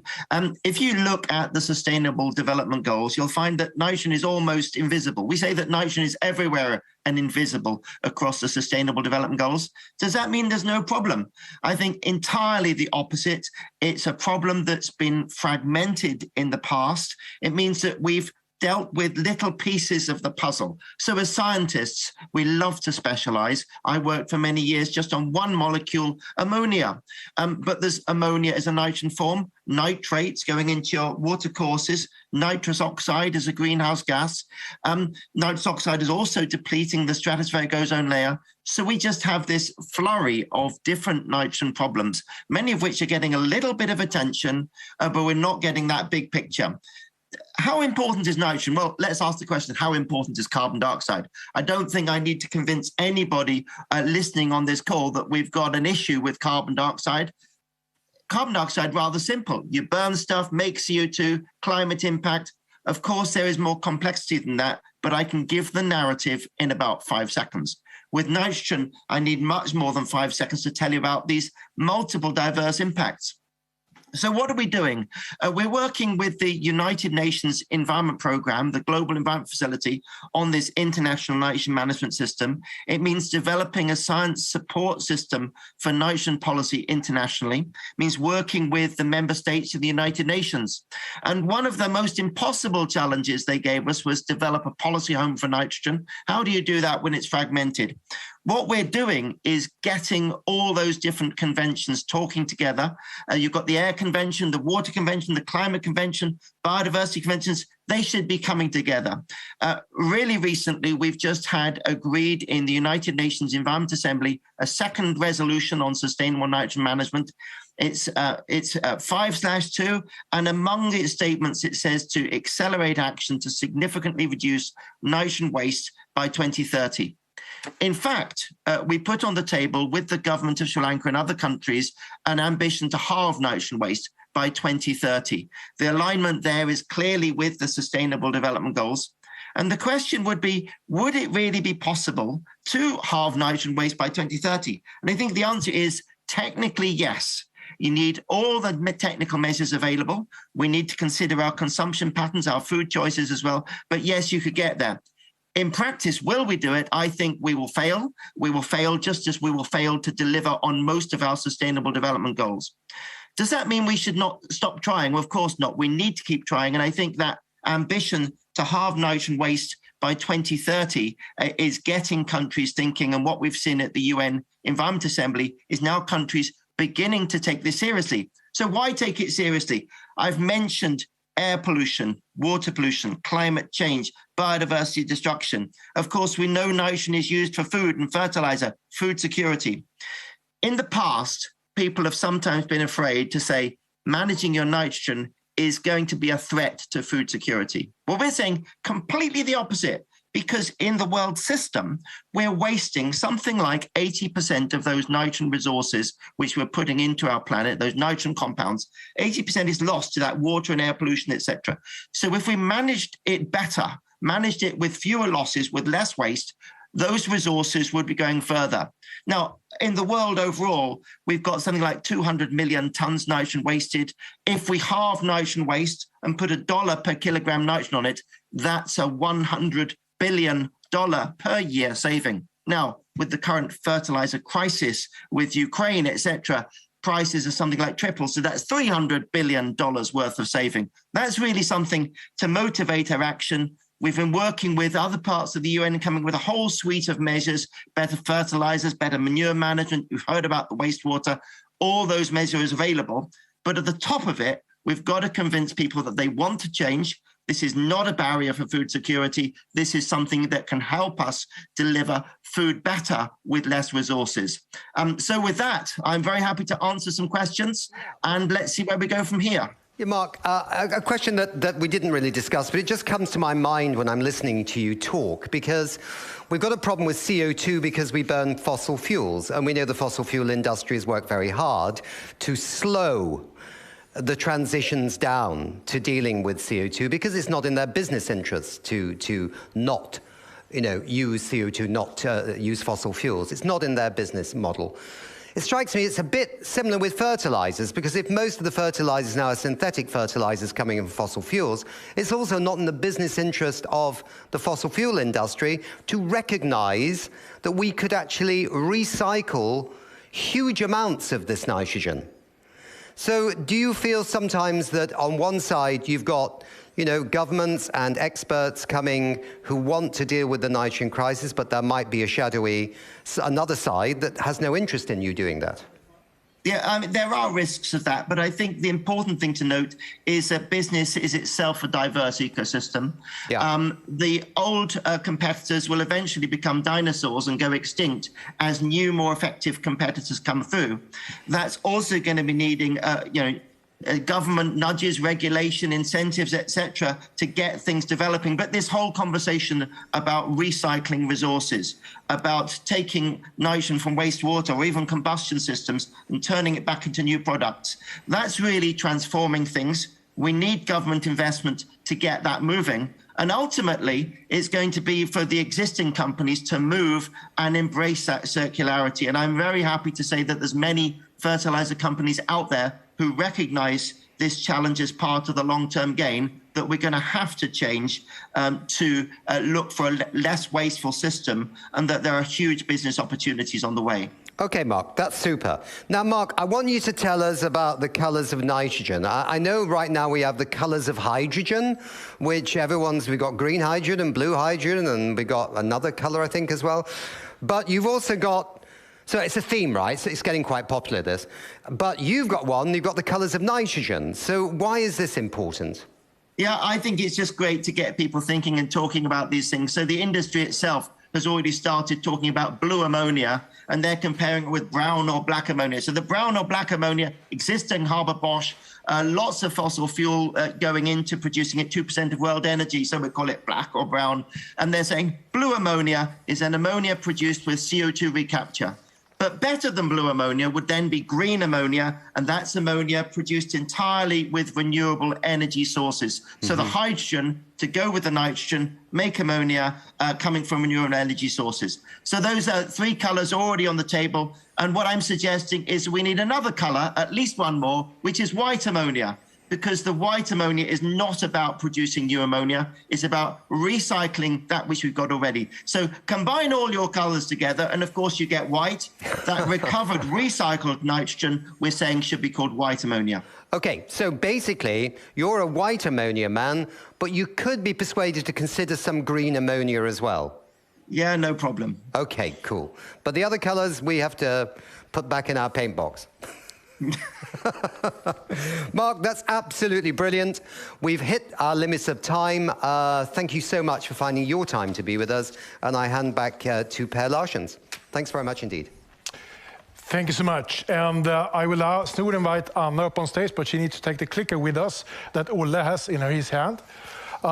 Olle and Anna, really welcome back. One of your key focuses at Easymining is on commercializing your company's nitrogen removal and recovery process.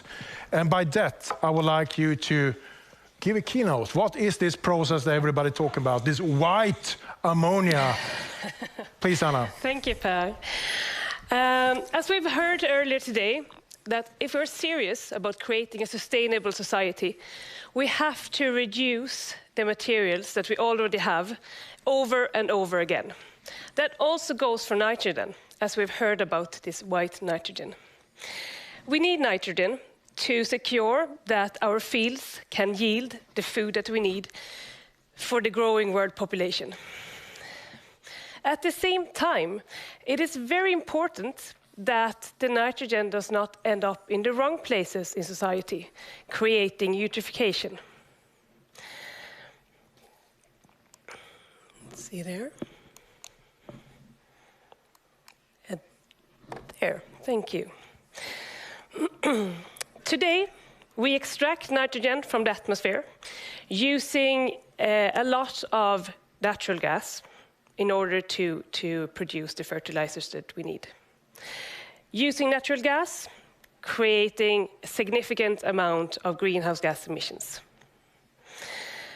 And a lot of this nitrogen, as we've heard earlier, ends up in our wastewater treatment plants, in our sewers, where we have to remove it in order to prevent eutrophication.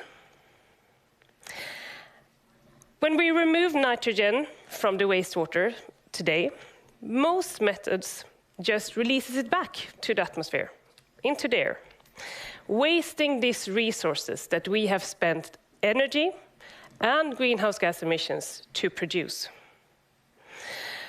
At the same time, today's methods also emit or produce emissions of nitrous oxide, a laughing gas, also known as, 300 times more or worse than carbon dioxide. With our technology, we first remove the nitrogen without releasing any nitrous oxide. And then in the second step, we convert this removed nitrogen to a form that can be used in agriculture as ammonium sulfate, a fertilizer that you use today. This technology is applicable on wastewaters with a high concentration of ammonium nitrogen, such as reject water from the watering of sludge. With this technology, we recover or remove more than 98% of the ammonium nitrogen, allowing it to be reused in agriculture.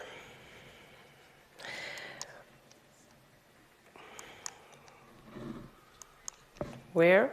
There, thank you. We're currently demonstrating this process in an EU Life Finance project called Refertilize. At the moment we speak, our demonstration plant is running at Denmark's largest wastewater treatment plant, biofuels plant Lynetten in Copenhagen, taking care of treating parts of their reject water. We also evaluate the product that we produce, the ammonium sulfate, together with Lantmännen, Sweden's largest agriculture corporation. to ensure that the quality of the product is good for the agriculture. With this technology, wastewater treatment plants can contribute to a sustainable society even more than they do today by reducing energy consumption when removing nitrogen, reducing greenhouse gas emissions, and contributing to closing the circular loop for nitrogen. Together, we can stop wasting the resources that we already have and build a sustainable circular future. Thank you. Thank you so much, Anna. And when I talk with people around the world in different locations, and I speak about this possibility to recirculate nutrients, not just making sure that this goes up in the atmosphere, but be able to reuse again and reduce probably the cost for the wastewater treatment plants as well. People get tears in their eyes. It feels like this is something that everybody has been waiting for. How is your feeling to be able to contribute to something that all wastewater treatment people around the world are looking for a solution to? Great, of course. What you say is very right. We contribute to this. This is not the only solution that is needed, but it's an important part. And as Professor Sutton highlighted before, it's a huge problem with nitrogen, or it's a huge challenge with nitrogen, something that we have to solve. And being able to contribute to part of this, of course, it's so inspiring and encouraging. So now we have the industrial pilot, full-scale industrial pilot up and running. When we will have the numbers, when we know how much nitrogen that we can produce and how much laughing gas emissions we can avoid? Well, the demonstration run is planned until the end of September. So after that, the process is to be commercialized in the end of this year. But we already know that we take away 98% of the ammonium nitrogen in the wastewaters that we treat. So with that, it depends on how much nitrogen there is in it and how much water we treat. Great. We will have you in the panel, and I would like to take a seat in the sofa. Thank you. And then we'll go into the next speaker. So why don't we go to the wastewater treatment plant in Denmark? So therefore, let me introduce you to Dennis Thornberg. He's the research and development manager at Biofos that treats wastewater for 1.2 million people. Dennis and his team are determined to make the operation energy efficient and climate positive. So please, Dennis, the floor is yours, and I would like to first ask you, you'll talk about these high ambitions of recirculation of nutrients, phosphorus and nitrogen, but especially now talk about the nitrogen thing. Why are you so into this one, and what is your stake in the project? Yes, thank you for being part of this presentations. Biofos is the treating wastewater in Copenhagen. You see behind me the largest plant in Denmark, Lynetten. That's where Anna mentioned that the pilot plant of Refertilize project is now. We are very excited to see these results from the pilots. It is very promising. We have in Denmark been removing nitrogen from the wastewater for many years. We had a law in '87 that stipulated we had to remove nitrogen down to a certain level, which is now EU-based later on. So we have a great experience in how to remove nitrogen. But if that is a microbiological process, as you know, probably nitrification, denitrification, and that is requiring energy, it's requiring carbon, and it's ending up as free nitrogen going up in the air. So we basically waste the nitrogen when we do it like this. We have been speculating at that for many years, and so we would like another process where we could recover the nitrogen. We have a special stream in the wastewater treatment plant where when we have the sludge, we dewater the sludge. We have a concentrated stream of nitrogen, and that's the best way. It's also a little warm. So that's really where we're looking at now with this process to recover the nitrogen. And when we do that, we actually save energy because we are, as I said, we are using energy to remove the nitrogen microbiologically. So when we do this kind of recovery, like refertilize process, we can recover the energy. We can save about 1 kilowatt power for each kilo of nitrogen we save in this process. So if we add up to what in the biophos scale, 1.2 million people, we would be able to save about 2 gigawatt hours per year. And in this, so the power saving is one thing. And then the second thing is that we also gain capacity at our plants. You see these big aeration tanks just behind me, and they have a certain capacity for removing nitrogen. If we take out part of that nitrogen from the reject water, we can actually gain capacity from the wastewater treatment plant. So that's really the other positive thing about this process for us, seen from biophos view. So in economical terms, you talk about then the capex, lower capex need, and also you talk about the importance of, you say, saving 1.2 gigawatt hours per year. That's the potential. Did I hear it correctly? 2 gigawatt hours. That's my estimate. Yeah, for all of the biophos 3 plants, all Copenhagen. So you can just add up. If you add up for Europe, for instance, it would be a tremendous number of power you could save also by doing this. We had Germany on the show previous year, and they have put a demand for phosphorus recovery. So there we have the legislators. But in Denmark, that's not the case at the moment. But I would like to ask them, you have a passion for phosphorus, you have a passion for nitrogen. Where does your passion come from? Well, resource recovery has been a strategy of biophos for a long time, since we were formed in 10 years ago, actually. I would like to actually come with a little, maybe add on to this debate, because it sounds like when you listen to the different people speaking, it sounds like we are standing on a doorstep from no recovery at all to full recovery. And that's actually not true, because I mean, we have been energy positive in biophos for 10 years. We've been recovering biogas and using it for 50 years. So I mean, it's actually a long pathway we are on now. We are not just starting from zero, from scratch. So we have been doing this energy production, and now we're energy positive, 170% more production than we use. And now we're actually focusing on the nitrogen and phosphorus, because as part of this whole resource recovery strategy that we have in biophos, we're also very aware of the UN, the SDGs. So that's also part of our defined strategy that our board of directors agree upon. Coming back to the million-dollar question. Anna, she said that the numbers of the nitrogen plant will come in the autumn. I'd like to hear you. How does it work? Is it? Do you have any answer from your side? Can you tell me some secrets, or? No, I cannot. I think Anna is better to talk about the results. Actually, we are, of course, we are discussing along the way. I think it looks very promising. We have been discussing some practical things. I think the process in itself is very has been demonstrated. It's working fine. There are some practical issues about precipitations and stuff in the plant, and that has to be solved. But that's something that can be solved. And final question before I let you go to continue your work in Denmark. What are your plans in the future then? Well, we continue down the path of resource recovery. We have some ideas about maybe bio-oil or bioplastics. We're discussing power to X in Denmark a lot, and they need water to produce hydrogen, green hydrogen. So we have the water.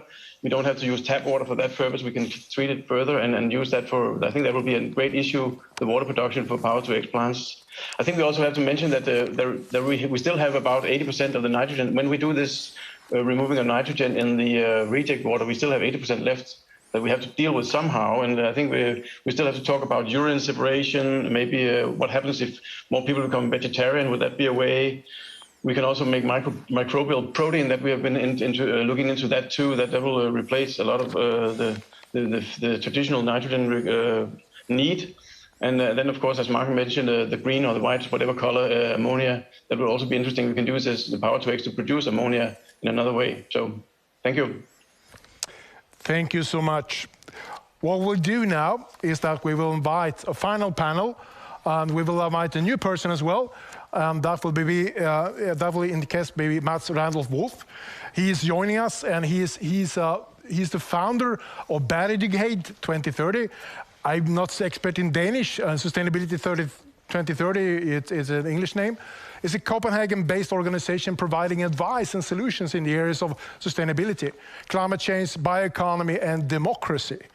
And his work has a strong focus also on the whole Nordic region, as well as the Baltics. I would also like to invite Sarah, and she's already, look, they are already here, perfect. So I can take a sit then, perfect. Now, this was going very long time. Mats, your view. You haven't been watching the whole show now for the last 2 hours. What is your first impression? Is this something that the Nordic countries can be a forerunner in, or yeah? Well, first of all, thank you for inviting. It's been very interesting to listen into this very good program.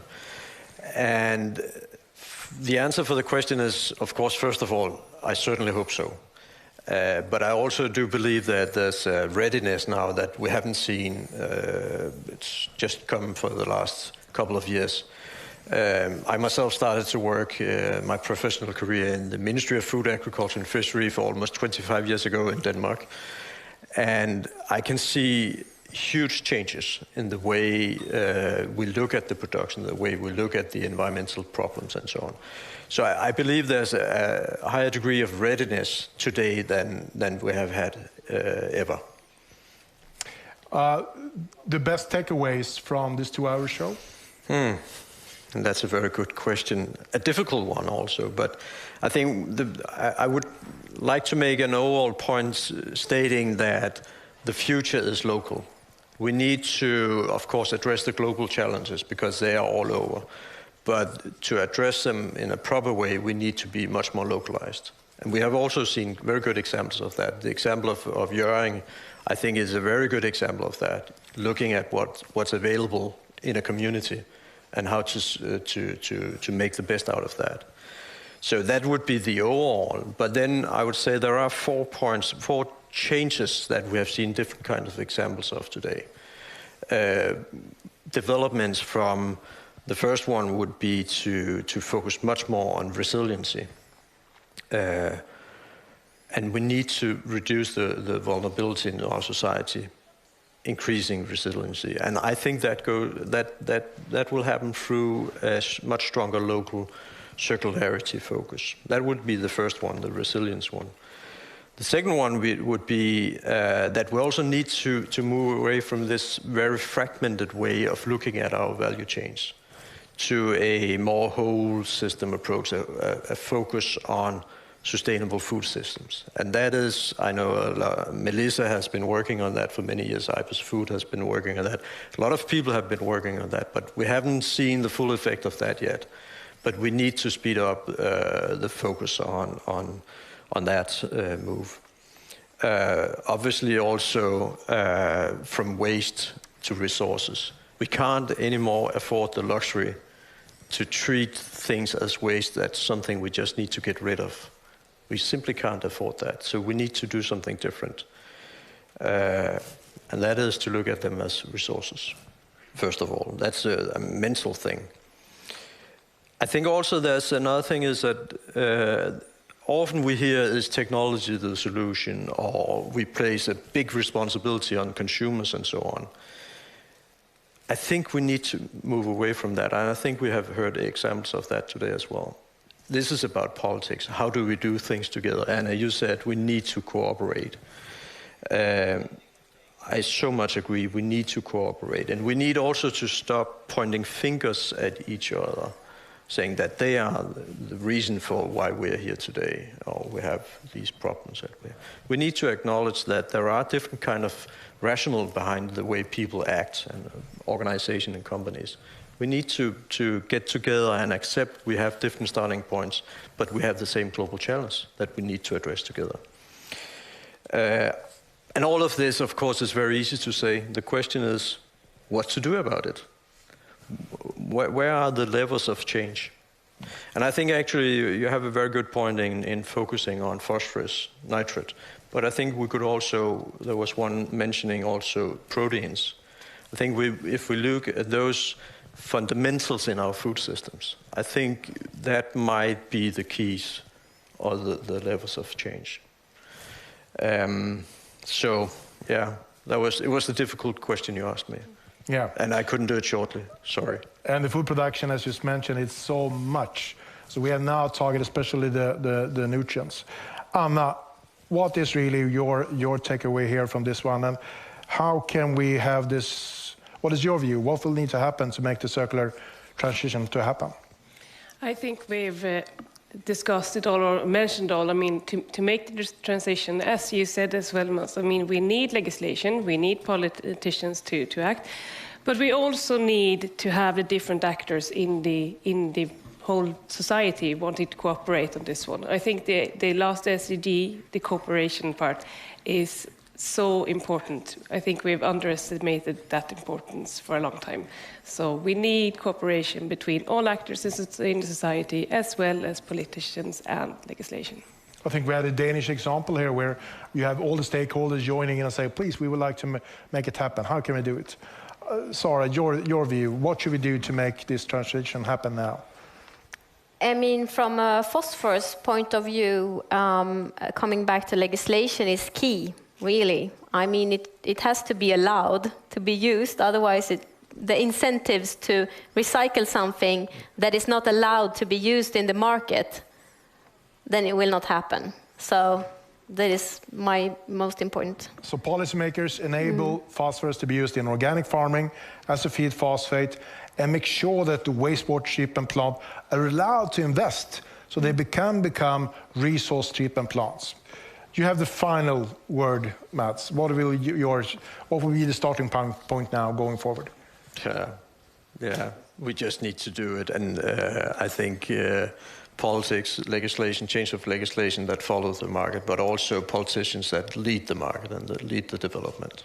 Can the Nordic countries take the lead, you believe? I think so, yes, and I think they have changed also a lot during the last 25 years, being very separate in, you have ministries of environment focusing on the environmental issues, ministries of food, agriculture and fisheries focusing on the production issue, different rationals. I think that is changing, and I think they just need to continue that development, but with a faster speed. Perfect. The 2 hours are now ending, and we'll switch over to the last session that will talk about the CO2 question. So thank you so much, Anna, Sara, and Mats. Well, that was fantastic, wasn't it? If you didn't know anything about phosphorus and nitrogen, I hope you know a lot more and why we need to do something about it, especially with the circular lens. To end this morning's broadcast on food security with our partner here, Ragn-Sells, let's end with a 45-minute film. It's an inspiring story of how 600 million tons of oil shale ash, literally hills, in a country not far from here, and a legacy of the Soviet era of how they actually used to generate electricity and energy. And there's also hundreds of millions of tons of CO2 that can be used as raw materials in this ash rather than used as waste, thereby decreasing the demand for virgin materials mined somewhere else and providing a sustainable economic solution and doing its bit for climate action. So Per, just before we roll this film, there has been an interesting development, yeah, on this whole topic of using this waste oil shale ash. Yes, the film itself was recorded just ahead of the COP26. You will see it very soon. But just 3 weeks ago, we were notified by Frans Timmermans, the Vice Chancellor of the European Commission. I would like to visit you. I heard about your project. Normally that's the person that you would like to approach and come to, but he approached us by himself with his commission. So he came and did a visit, and I don't know if we have the picture from his visit, but to be honest, he promised to make sure to solve the problem. And the problem is, how the hell should we get the carbon dioxide?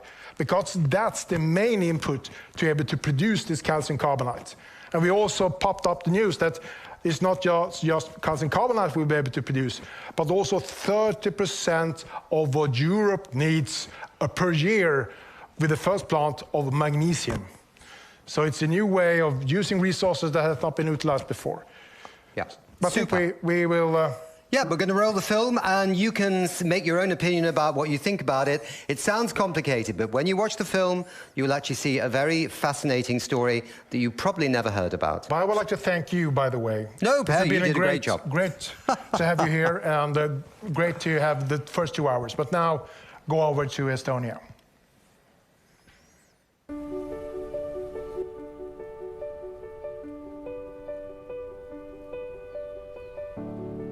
The world has understood the importance of avoiding a global warming. The talk is about how to reduce the carbon emissions. And I agree, it is important.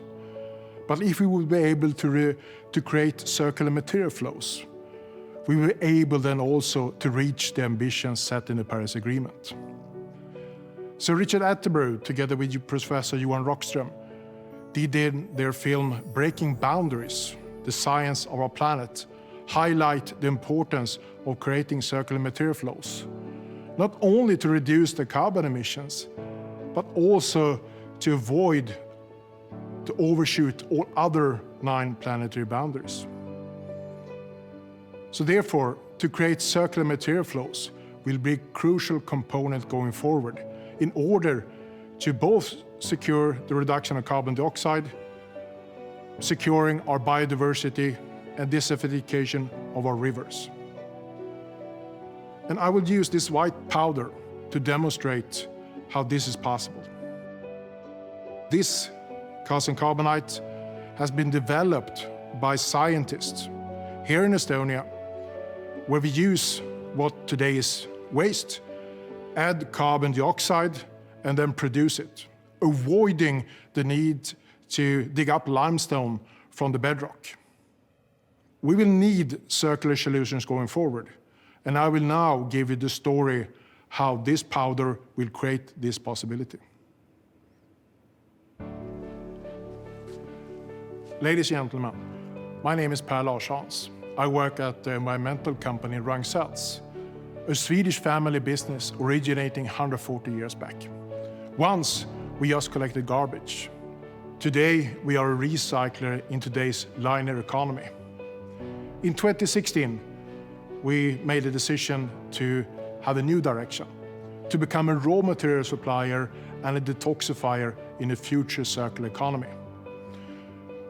We are now investing a lot of our profits into new solutions that will make us to run in that direction, as well as we are also transforming the society into a circular economy. Let me give you some examples.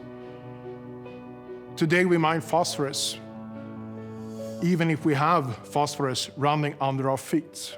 Here we have developed a solution that will be able to produce phosphorus and fertilizer directly from the sewage sludge with a higher quality than you can today find on the market. Potassium, calcium, and sodium, we have developed a solution to extract out of fly ashes. And when it comes to the nitrogen, we have developed a solution to produce nitrogen directly from the wastewater. This ultra-pure and carbon-neutral calcium carbonate are produced of oil shale ash remains after electricity production.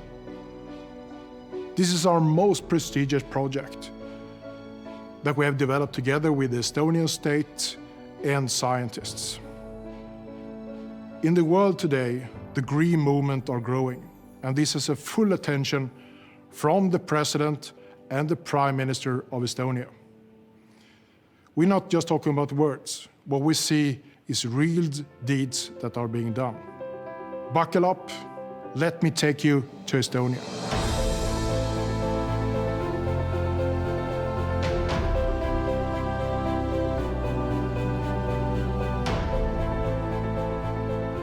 We're now sitting here at the former summer residence of Peter the Great, but also the residence of the first presidents of the Republic of Estonia.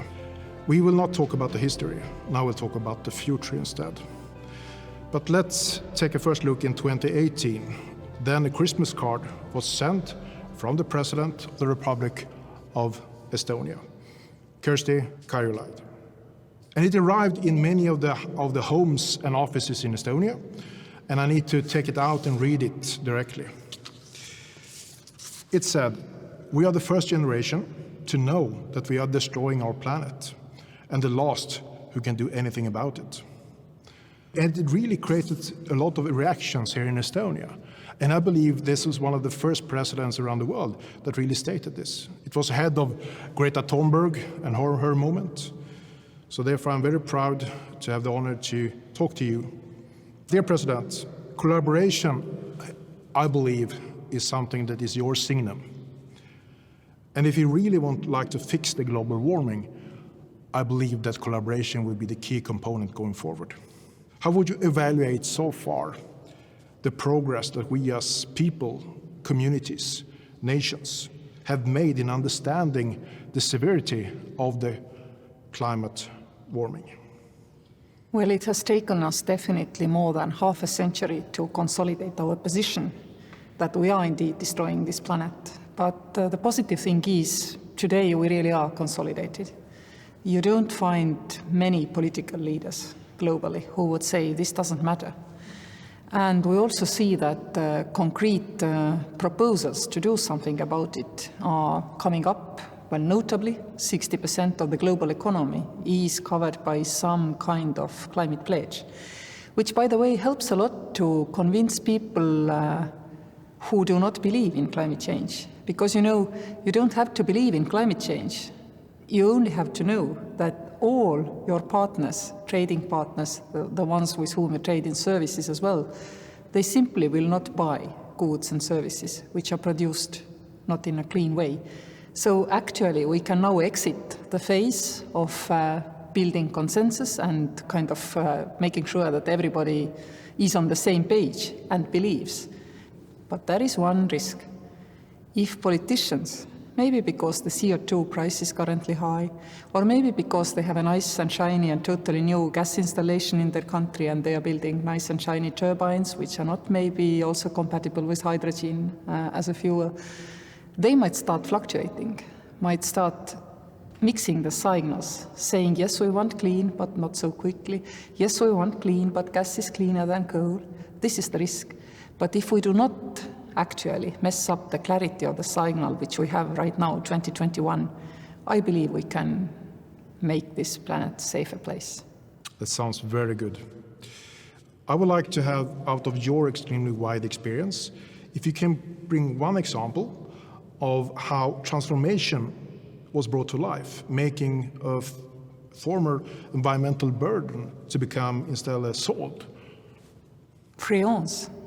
I think this is the most hopeful example where globally we were able to stop growing the ozone hole on the poles, which means not above our heads mostly. So this is one, but it's a lonely, stark example. There are more, of course, locally, nationally. Europe has collectively managed to clean up our rivers after industrialization. And the rivers flow from one country to another, so it must have been a difficult task as well. What is your opinion, the key factors when it comes to accelerate transformation? Is it legal framework? Is it mind-shift change? Or is it maybe that we invest more in scientific and research? Frankly speaking, this transformation happens because the voters demand. The voters of the democratic nations, and since only free people are really creative and most productive economies, which means richest economies, they are democracies. And voters in democracies, they demand, saving the planet, clean environment. And even if there are, of course, fluctuations in this kind of opinion, thinking of high energy prices right now, many people might think it's not maybe what we wanted. But if the leaders of the nations are smart in handling the side effects, really helping those people in difficulty, using means tests rather than blanket measures to make sure that the transformation is affordable, I believe we can keep the public support, because after all, in democracies, it's that simple. Politicians do what voters ask them to do. And of course it differs. Here in Estonia, it's now, I believe, this year, the elections, local elections, were the first ones where really the green issues, the urban development issues, the space where people really live in were really important. But the important part is that while we move towards the cleaner planet, we remember that there are actually most nations globally who have never benefited from industrialization and who should therefore not carry the burden, but should be allowed access to green technologies. One of my ideas or thoughts, which I think could actually be really good for as a low-hanging fruit, is that, in less developed countries, it's very common to have electricity grids which use really dirty generators, and they don't function anyway 24/7 like we are used to. These people are used to electricity which has intermittency. Why not provide with development support all such microgrids with solar systems, the quality of the service will not actually decrease for those people. The cleanliness will arise. And this is something which I think we could do. Similarly, technology. Technology, for example, when previously you needed, let's say, you had to purify some cities' waters, you had to build huge, well, millions of worth of a sewage plant. Now you can instead stack together small house-based purification systems and link them through digital technologies so that you can, stack up, not invest initially upfront so much, but achieve similar results. And now, when I talk about connecting and connected technologies, this is very important. It has to be trusted by citizens. And that's why in Tallinn we organized this autumn the Digital Summit, which was based on trusted connectivity, consensus building.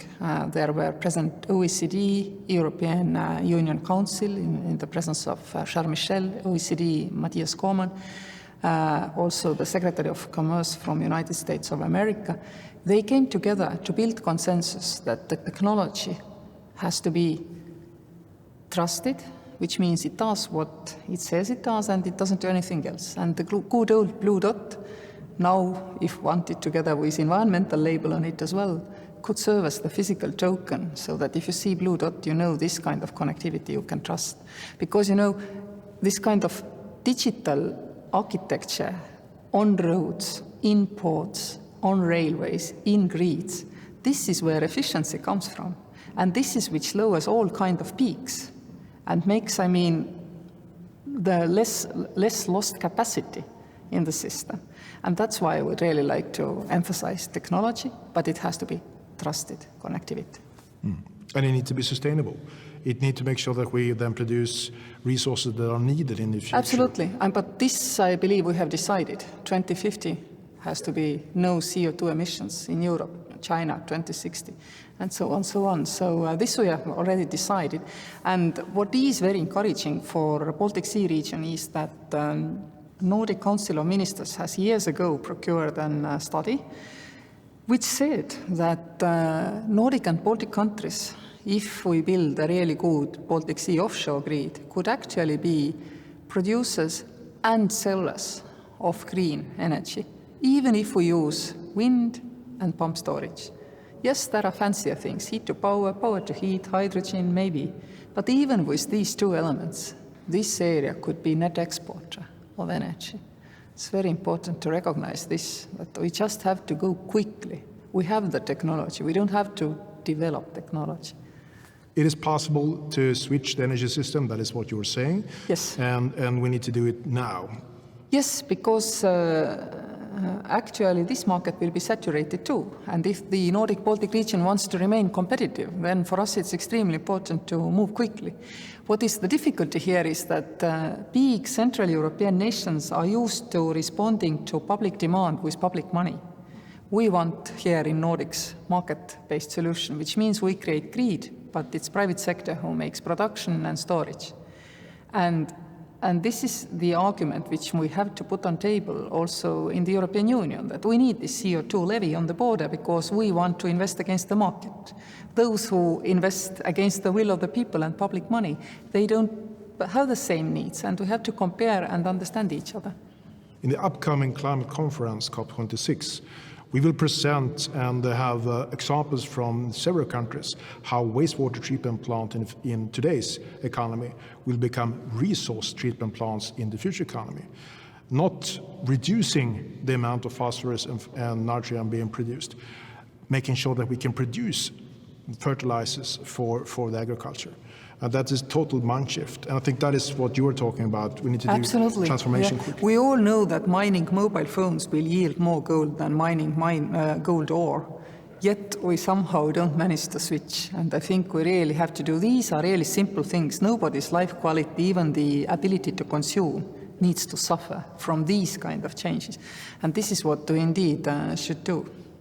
Do you think that our economies, and it's whether if you talk about European Union or nations or regions, Are we ready to really implement circular economy principles? If you say yes, then why and how? I'm not sure that each and everybody, let's say among 400 million Europeans, is ready or ever will be ready to use products from circular economy. But frankly, they don't care. As I said, I mean, who cares where the gold was mined, which is in my mobile phone? Who cares whether limestone, which has been used somewhere, or carbonate as a fertilizer, has been used somewhere, came from Estonian oil shale ash or was mined elsewhere? Nobody cares, as soon as the product is poor, safe, and easy to use. We are now have a global warming coming. We know that is happening. But in spite of that, are you an optimist? Will we be able to solve it? Will we be able to create a future for future generations that is based on hope? Well, I cannot answer that question because nobody knows where we are on the curve. We know that the climate change is accelerating and there are all the time globally adjustments for the worse. And we all know that environmental processes run in this kind of hockey stick shape, and we don't know where we are on this curve. So it would be really wrong to say that, don't worry, we are only there in the beginning and we still have ample time to change. Frankly, we don't know. We need to first get ourselves, into clean economies and then hope for the best. We don't know really. And if then our sensors will keep telling us that, we have overcome some certain inertia of the climate system all in all, then we also probably need to really quickly roll back the amount of CO2 in the environment, probably by purificating environment from CO2. Luckily, these technologies exist, and they are not anymore more than 20-30% more expensive than is CO2 cost itself.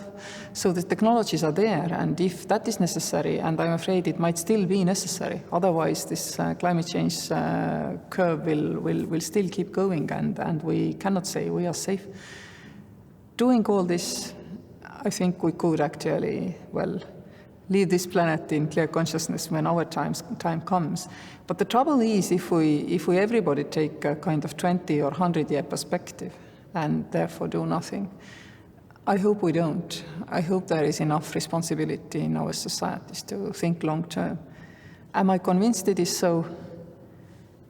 Not really, but I think we need to keep doing the best we can, and there is simply no other way. I think it's a very good end. We need to act now. And I will take your words that we are really the first generation to know that we are destroying our planet and the last that can do something about it. Well, indeed. And I've seen that people from different walks of life recognize this. Those who deal with, for example, the right of women and children on this planet, they are worried that the climate effects are more stronger on those who are not the best of, normally weaker in the society, women, children, adolescents. It's very important for me that we also, while we are in the process of things still getting worse, and once we are in the process of making things better, we always think that the side effects for those who are not so well off have to be managed and handled. Here in Estonia, in Scandinavia, in Nordic countries, in Africa, globally, we have to handle the side effects to make sure that the cost is equally distributed, fairly distributed even, I would say. Thank you, President. Thank you.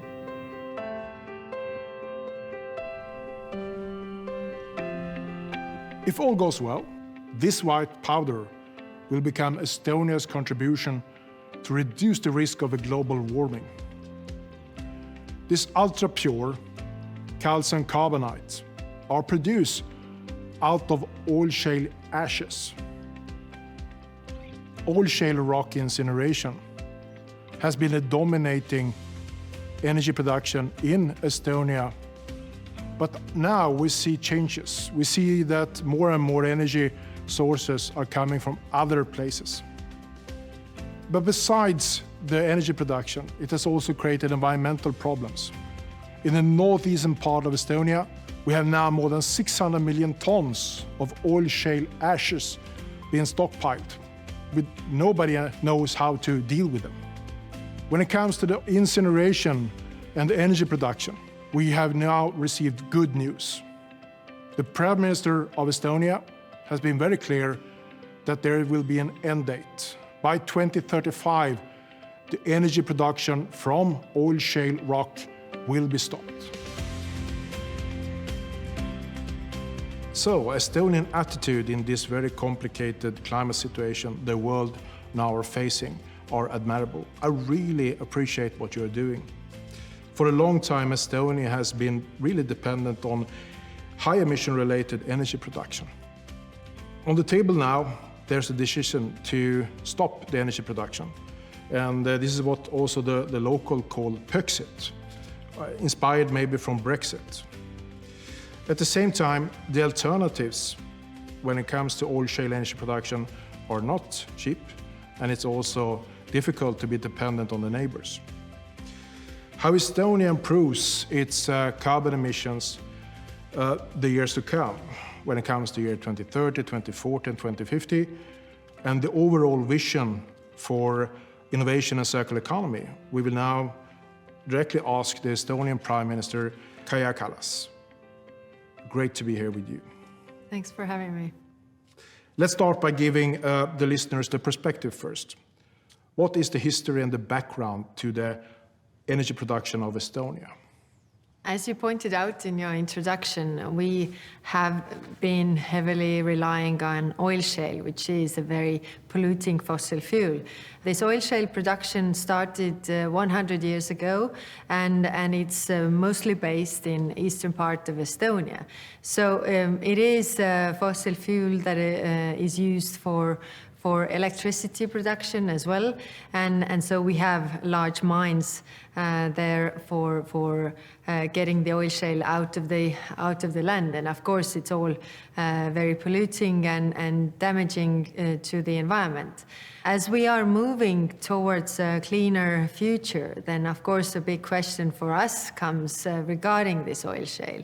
We have taken a goal that we will phase out using oil shale in the electricity production by 2035 and in the energy production altogether by 2040. And of course it's not easy because there are lots of jobs related to this. And these people are very, they are very hardworking people who have very specific skills. So in order to make this transformation easy, you need to invite new investments to that region that require the same set of skills. And we are definitely doing this. We have, from the European funds, we have the Just Transition Fund for getting out of oil shale, and then the big question comes, where does our electricity come from? When we had oil shale, then it was all concentrated in one region and even in one energy source. The future should be more energy sources, more different energy or electricity production all over the land. But then, of course, this brings about the question, everybody says that, of course, we like green, but not in my backyard. Do it in Ida-Virumaa or somewhere else where I can't see it. But the key is the mix of energy sources, but also mix of production sites as well.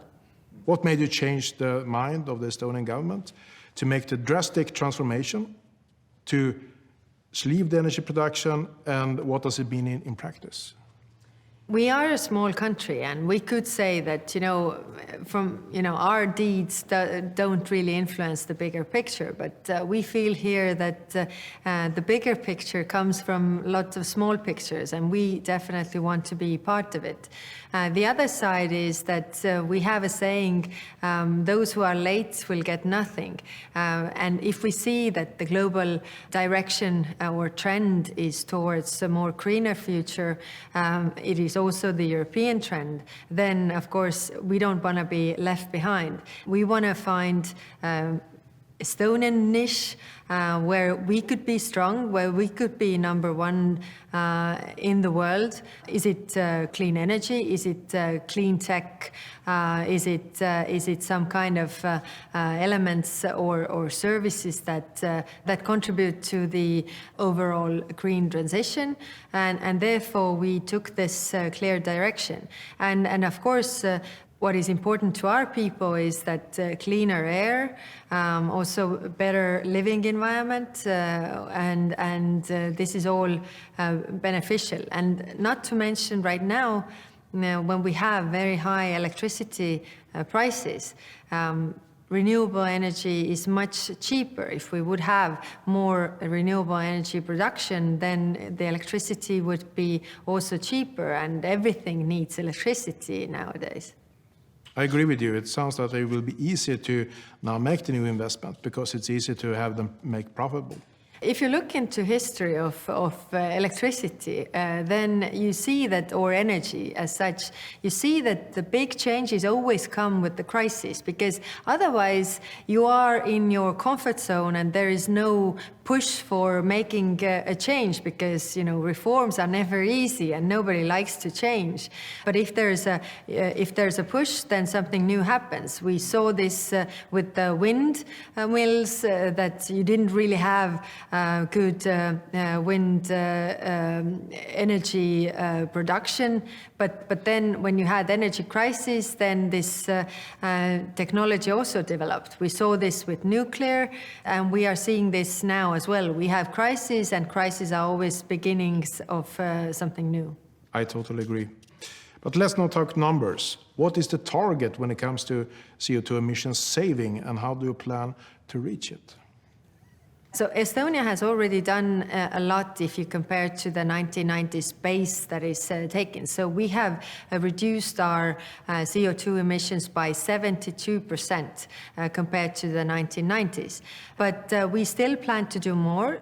We have a goal to achieve climate neutrality by 2050. And as I said before, regarding oil shale, we also have targets to phase out oil shale in electricity by 2035 and in energy production altogether in 2040. What will then become the most important energy source after oil shale, and what will the footprint be from that one? I'm a firm believer that we need an energy mix, because what we see is that some energy sources are balancing each other. When you have strong winds, then maybe you don't have enough sun, or maybe they are at the same time, but maybe they are also disappearing at the same time, the wind and the sun at the same time. So we definitely need energy production of different renewable energy sources.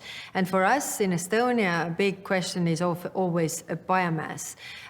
We have a lot of forest land, but we also have a lot of residue forest that you can't really make anything out of, but you can use it for production of energy. And biogas is also one option. But I think the overall answer is energy mix, different sources, but at different sites as well.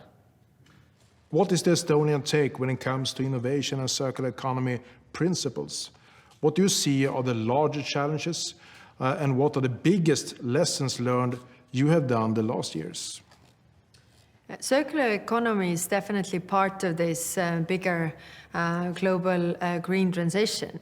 How we use the materials and reuse the materials we have been using. So clearly, what motivates the people is money. Either they save money or they have to pay more money if they are not doing the steps. So one big challenge is to bring people on board.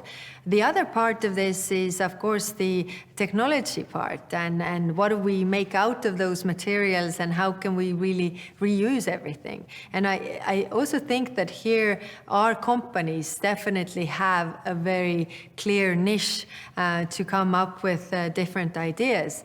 When I've been traveling around Estonia, then there are very good examples of making new products out of the recycled materials. And I think the awareness of this must be risen.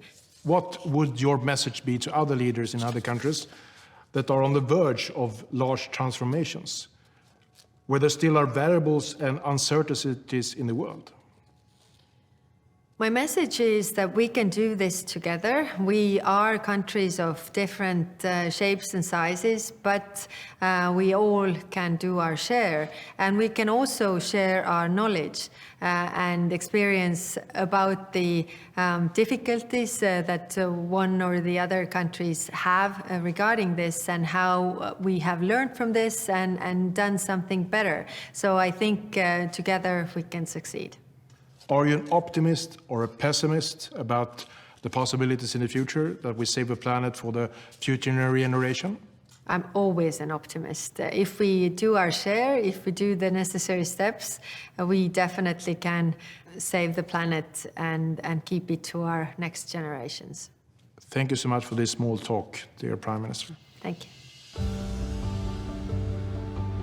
So how can this ultra-pure, carbon-neutral calcium carbonate then be produced? It has been developed by scientists both here in Estonia and in Sweden. But I would like to invite a person that can explain more details about how it is done. Now with me the person responsible for the oil shale ash project, Larshans. We are talking about these ash mountains now. But my first question to you is, what do they contain? The ash mountains contain mainly 4 elements: calcium, silica, aluminium, and magnesium. Out of those 4, the calcium is the most interesting one. That is for 2 reasons. First reason is that this calcium makes this ash a hazard to the environment because it's very reactive. And the second reason is, if we would want to extract something from the ash, we would need to remove the calcium first anyways, because of the reactive nature. If we use the calcium from the ash, we can join it with CO2 and we can make calcium carbonate. So we're using carbon dioxide as an input that we put into what's today's waste and then produce calcium carbonate. Please tell me more about this process. So what we are doing is we are extracting calcium from the ash using a water-based extraction. The calcium becomes liquid, and then we introduce CO2, and we have calcium carbonate.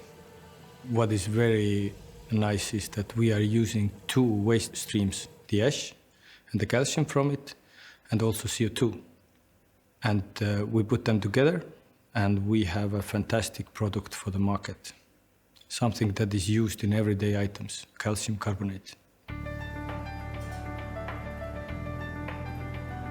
Now we have heard Larshans explain how we produce this calcium carbonate out of oil shale ash remains. We put in carbon dioxide into the ashes, and then it will be produced. But what's more interesting is also that we can avoid digging up limestone from the bedrock. Today, the production in the world to produce calcium carbonate are by digging up annually 22 million tons of limestone. Coming over now to our challenge going forward. If we will be able to pull off the project, we will be very dependent on sourcing carbon dioxide.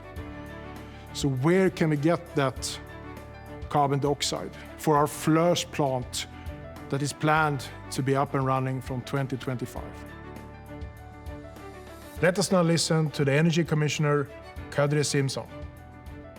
Ladies and gentlemen, greetings from Brussels. Almost 2 years ago, we launched the most important initiative of the von der Leyen Commission, the European Green Deal. With this, We committed to become the first climate-neutral continent by 2050 while making our economy more resilient and competitive. We presented the Green Deal strategy 11 days after taking office. This is unusual, but the need for this extraordinary rapid action becomes clear when we look at the latest report by the Intergovernmental Panel on Climate Change. There is no time to lose, and the need for ambitious climate action is stronger than ever. So, since December 2019, we have been busy putting the pieces of our climate policy in place. Energy, of course, has an important role to play in this, as it is responsible for 75% of EU's emissions. We have looked at the key areas we need to focus on to make the clean energy transition a reality: hydrogen, offshore energy, renovation, methane, and energy system integration. We have adopted a strategy on each to have a clear sense of direction. This July, we presented one of the biggest legislative packages in the Commission history, known as the Fit for 55 package. This is a collection of concrete measures to deliver the Green Deal and cut our greenhouse gas emissions at least 55% already by 2030. The energy sector is again central, as we are proposing new, more ambitious targets for renewable energy and energy efficiency, and upgrade our policies in these areas. But it's not only energy. We are reshaping our whole societies, from agriculture and transport to industry and taxes. We must become climate neutral, but also better at reuse and recycling, and generally kinder to the planet. To get there, we need new, smarter ways of doing things. I'm therefore always glad to participate in events that showcase solutions that are both practical and exciting, bringing our climate and environmental goals one step closer. The oil shale ash project Ragn-Sells has been developing and is presenting today at the COP is a fascinating application of the carbon capture and utilization technology, a technology that is key to our decarbonization effort. I am, of course, especially happy that this project is located in my home country, because I know firsthand the issues you are trying to solve with it. Ida-Viru County needs and deserves initiatives like this. Now, let me tell you why I just said that carbon capture, utilization and storage is so important for us in the Commission. The European climate law that entered into force in July this year made our goal to achieve climate neutrality by 2050 legally binding. In practice, this means that all emissions, even those very hard or very expensive to remove, will have to be somehow reined in. This is where CCUS technologies come in. First, these technologies will be particularly important for the sectors where other alternatives for decarbonization do not yet exist or are very expensive, like in the cement or steel production. For these hard-to-abate sectors, CCUS could be the most cost-efficient or even the only way of cutting emissions. Second, some sectors of the economy could never eliminate their emissions. They will continue to occur, say, in agriculture or some industries. Even if that is the case, we can still achieve climate neutrality. When the CO2 could be captured and permanently stored, we would be able to create carbon removals that balance the emissions left in the system. Third, significant quantities of hydrogen will be needed for some hard-to-carbonize sectors, for example, steel making, chemicals, or refineries. The ultimate objective is to use only green hydrogen from renewable sources. However, blue hydrogen produced with carbon capture could become a good bridging solution, actually speeding up the creation of a hydrogen market. Finally, captured CO2 could be used in products such as chemicals or building materials. This is precisely the purpose of Ragn-Sells project, turning the old heaps of oil shale ash into a useful chemical component with captured CO2. It is a great example of carbon circularity. Ladies and gentlemen, in the Commission, we know the potential of the CCUS technologies. By 2050, we expect up to 600 million tons of CO2 to be captured. But it's not enough to recognize this potential. We also need to make it real. This is why we are supporting CCUS on the European level. Pipelines transporting CO2 can get EU support under the Trans-European Energy Networks regulation and from the Connecting Europe facility. We are funding the CCUS project network that provides its members with a platform to exchange knowledge and experience. The emission trading system provides an incentive for CCS projects, and the Innovation Fund is an important source of funding both for CCS and CCU projects. There has been also continued support for research, innovation and development, mainly under Horizon Europe. There are also some new measures to expect in the near future. Already next month, we will issue a communication focusing on upscaling and kickstarting projects for better carbon management in ecosystems and industries by 2030.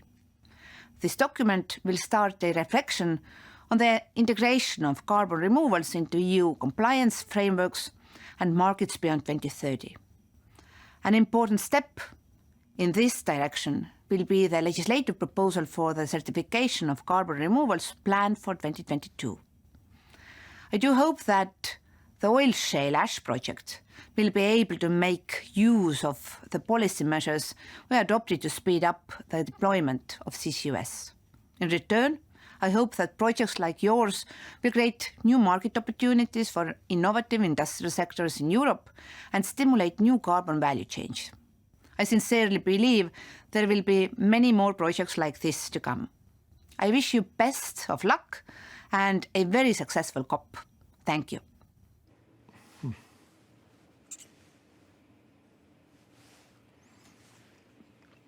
Did I say that this white powder was eatable?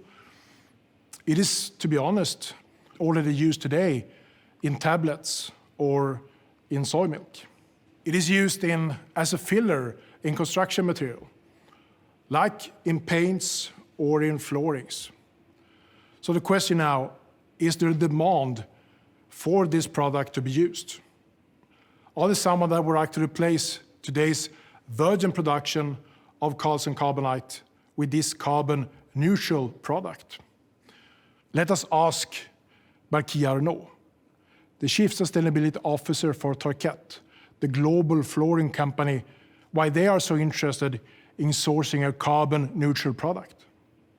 For the last 140 years, Tarkett has been producing many innovative flooring solutions on sport surfaces, be it vinyl, linoleum, wood, or artificial turf. Every day, we sell 1.3 million square meters of flooring. Climate and circular economy is part of our strategy. We are therefore very happy to cooperate on research that supports our society's transformation. We are cooperating with Ragn-Sells because their project has three advantages. First of all, this cooperation will use waste that heavily impact the environment. By using the waste, we are contributing to clean the environment. Second of all, when others see waste, we see opportunity. That's why we work with our customers to take back and recycle flooring. That's why we investigate innovative solutions with other industries to turn waste into valuable materials. Third of all, we use large quantity of calcium carbonate to produce our flooring. Ragn-Sells technology will transform ash into calcium carbonate by capturing carbon dioxide.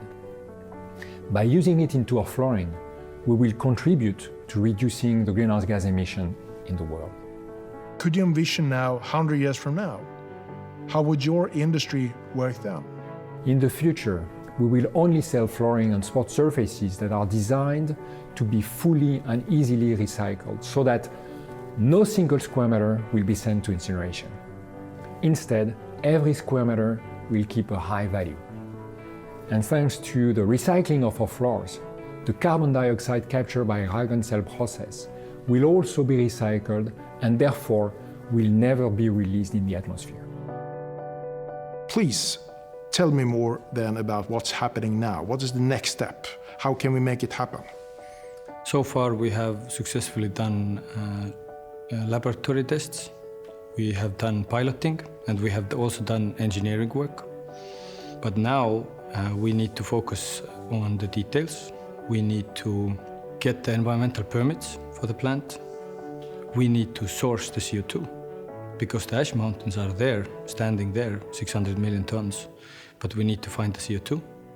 And what is the most important is that we need to continue engineering a plant that will have no emissions to the air or to the water. So, environmental permit, how to get the carbon dioxide, and then design the plant. Big challenges are ahead of us. A final question I do have. In spite of everything that is happening in the world, the climate crisis, how do you see in the future? Do we have hope? I think we always have hope. And us as a humankind, if we work together, all the big challenges that are ahead of us can be overcome. The important thing is that we start with the small steps and always move forward.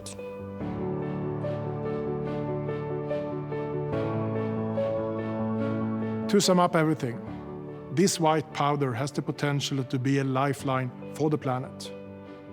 But this is just the beginning of a very long journey. First and outmost, we need to make sure that we can build the first plant. Secondly, we need to make sure also that we can source carbon dioxide to this very first plant. Besides that, the stockpiled ashes contains not just calcium, also silica, aluminium and magnesium. All those elements will also need to be converted into products in the future. In order to make everything happen, we need to collaborate. We heard from high-level people here how important it is for Estonia and also for the planet. We have the market demand. The market would like to have carbon-neutral products. But most of all, collaboration going forward will be the most important and enable this climate-friendly production to be set up. This powder has the potential to support us to reach the ambitions set in the Paris Agreement, but also to clean up the surroundings around Narva. So going forward, the future will depend on if we can collaborate and enable it. Thank you so much.